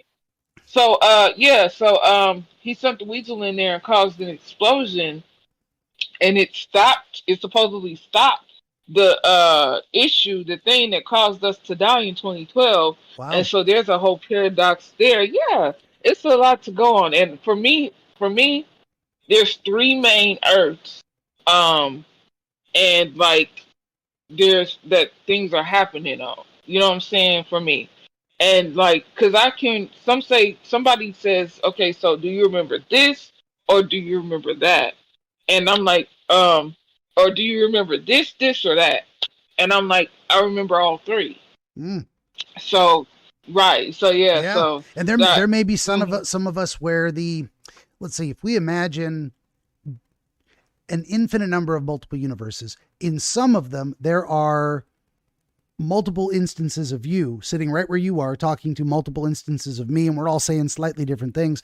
But in some of them, there's a little bit of an overlap maybe, and you are experiencing all three alternate selves at the same time for moments here and there. Yep. Now, again, pure speculation. I don't know, but it's as good as a lot of the other explanations we pull out of our ass for things. I mean, we don't even know. You mentioned schizophrenia earlier, and the idea of hearing voices, and the biological mechanism we think is happening is that the auditory processing center of the brain, well, we know it is lighting up on its own when there's no auditory stimuli coming in. Right. Now, we can describe that phenomenon. We can say, here's what it looks like on a functional MRI resonance machine, but they still don't know why it happens. We have no idea what it is or where it's coming from. So it's as good of an explanation to say, maybe you're hearing other people speak to an alternate self in this universe. Who knows? Now, that doesn't mean it's not disruptive to your life. If you're having the equivalent of demons screaming at you 24/7 and you can't get to the store to buy milk, that's a problem. Well, we still have to deal with that. Yeah. I'm grateful, that's another reason why I believe how I believe, because, I definitely have done, battles with demons. And that's a legit way to conceptualize it. Yeah. Yeah. So, I don't have that issue, but I have voices telling me I'm stupid, or different things like that. So they don't tell me to kill myself because they know that ain't gonna work. But they anything they try and keep me down, they do that. But I don't. I'm working on not letting it bother me. That's why I'm so deep into the Bible and belief. Because it has helped me a lot with the schizophrenia and different things like that. Also, my mom, she deals with schizophrenia too, and she also I believe that's the same reason she also believes, because of what she's been through and what she's experienced, and how she feels like her belief and her faith saved her. So, Yeah. Yeah, definitely. By the way, is any of this stuff you want to cut out, or you're not? Sure. Okay, fair enough. That's what. Yeah. And honestly, this is a great way for me to say to people out there as well, is I will talk to anyone. I'm not going to say, oh, you say you've heard voices throughout your life, therefore, or you have a diagnosis, so you don't get to have a dream experience with me. I'm not like that. I'll talk to anybody about anything, and I'll take it seriously, and I'll meet you where you're at and work with your storytelling style and your personal, tailor it to your personal history of how these elements might connect. And I appreciate people being, number one, I don't want to expose someone that doesn't want to be exposed. And also, I don't think you should be ashamed of anything. So it's completely up to you to say you want this personal information shared or you don't. So I always give people that choice. So that's a good thing. I wanted to, and if you said, yeah, cut it, I mean, no one would ever see this. I would even, cut out all me asking the question. So, but that's good too. Yeah, so folks know that this is all on the up and up. Yeah, definitely. Sure. I want to be open. I want to be honest, and anything that I've said in this, live that in this video share we've done that could help somebody else, I think that's if it can help them. I think that's a big deal too, is just saying, hey, I've got this diagnosis, and yeah, you're just a regular person. Maybe you got some problems that other people don't, but you're not a bad person. It hasn't destroyed you. It's not, I think there's a concept out there like normalizing. I don't think that's what we're doing exactly. We're just showing that it is normal. We're not trying to make something abnormal become normal. We're saying, no, this is normal. This is the range of human experience. Right. And, I typically look at these kind of things as like, well, what's the problem with the symptoms? If you're having specific problems and you need those to be addressed or fixed in some way, we do that. That's in my opinion, that's the only thing that matters. Is like someone who has, say, depression. I've had depression before and been treated for it on medication, that kind of stuff, and anxiety. There's nothing wrong with these things necessarily. It's a matter of degree, but also once you're able to address it or cope with it or take medication for it in some way, and then the problems in your life become more manageable, success. That's it. And it's just normal. It's just part of the range of normal human experience. So yeah. I think it's a good message for people to have too. Well, I wish I had more time for you. It's fascinating talking to you. We'll do it again. I do need to kind of roll on with, I got to go buy some wood at the store. I got a guy working on a fence and all that kind of stuff. So I got to get on with some other tasks, but you feel ready to wrap it up? All right. Sounds good. Well, then let me do this. I will say once again, this is been our friend Yonita from Illinois, one of my Twitter mutuals. And if you know me on social media out there, please don't hesitate to ask. I'd love to talk to you. For my part, would you kindly like, share, subscribe, tell your friends? Always need more volunteer dreamers, viewers for the game streams. 16 currently available works of historical dream literature, the most recent Dreams and Their Meanings by Horace G. Hutchinson.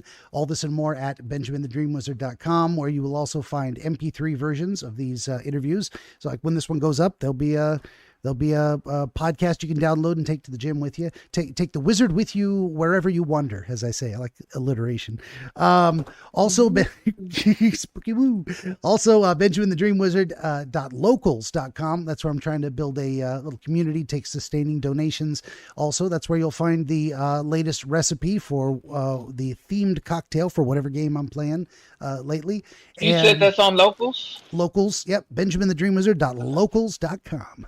Yeah, it's a great site. I like that. They've got a more dedication to free speech and whatnot, of like being less attached to Rumble, so less censorship and whatnot. I think it's a more stable place than like Patreon. People get canceled on there all the time. I don't like that. Yeah. I want people to say whatever's on their mind. Whatever you believe, I don't care. You can say it. And, maybe some people I'm not going to listen to because I don't agree with them, but that's fine. And yeah, that's the end of the show. Yona, thank you for being here. I appreciate your time. Oh, thank you for having me. I love being here. Appreciated the little fur babies and everything. Oh yeah, I love him. And I got to take this boy out again too. He's ready. He's sniffing for a place to pee. Okay, and I'll just say for everybody out there, thanks for listening.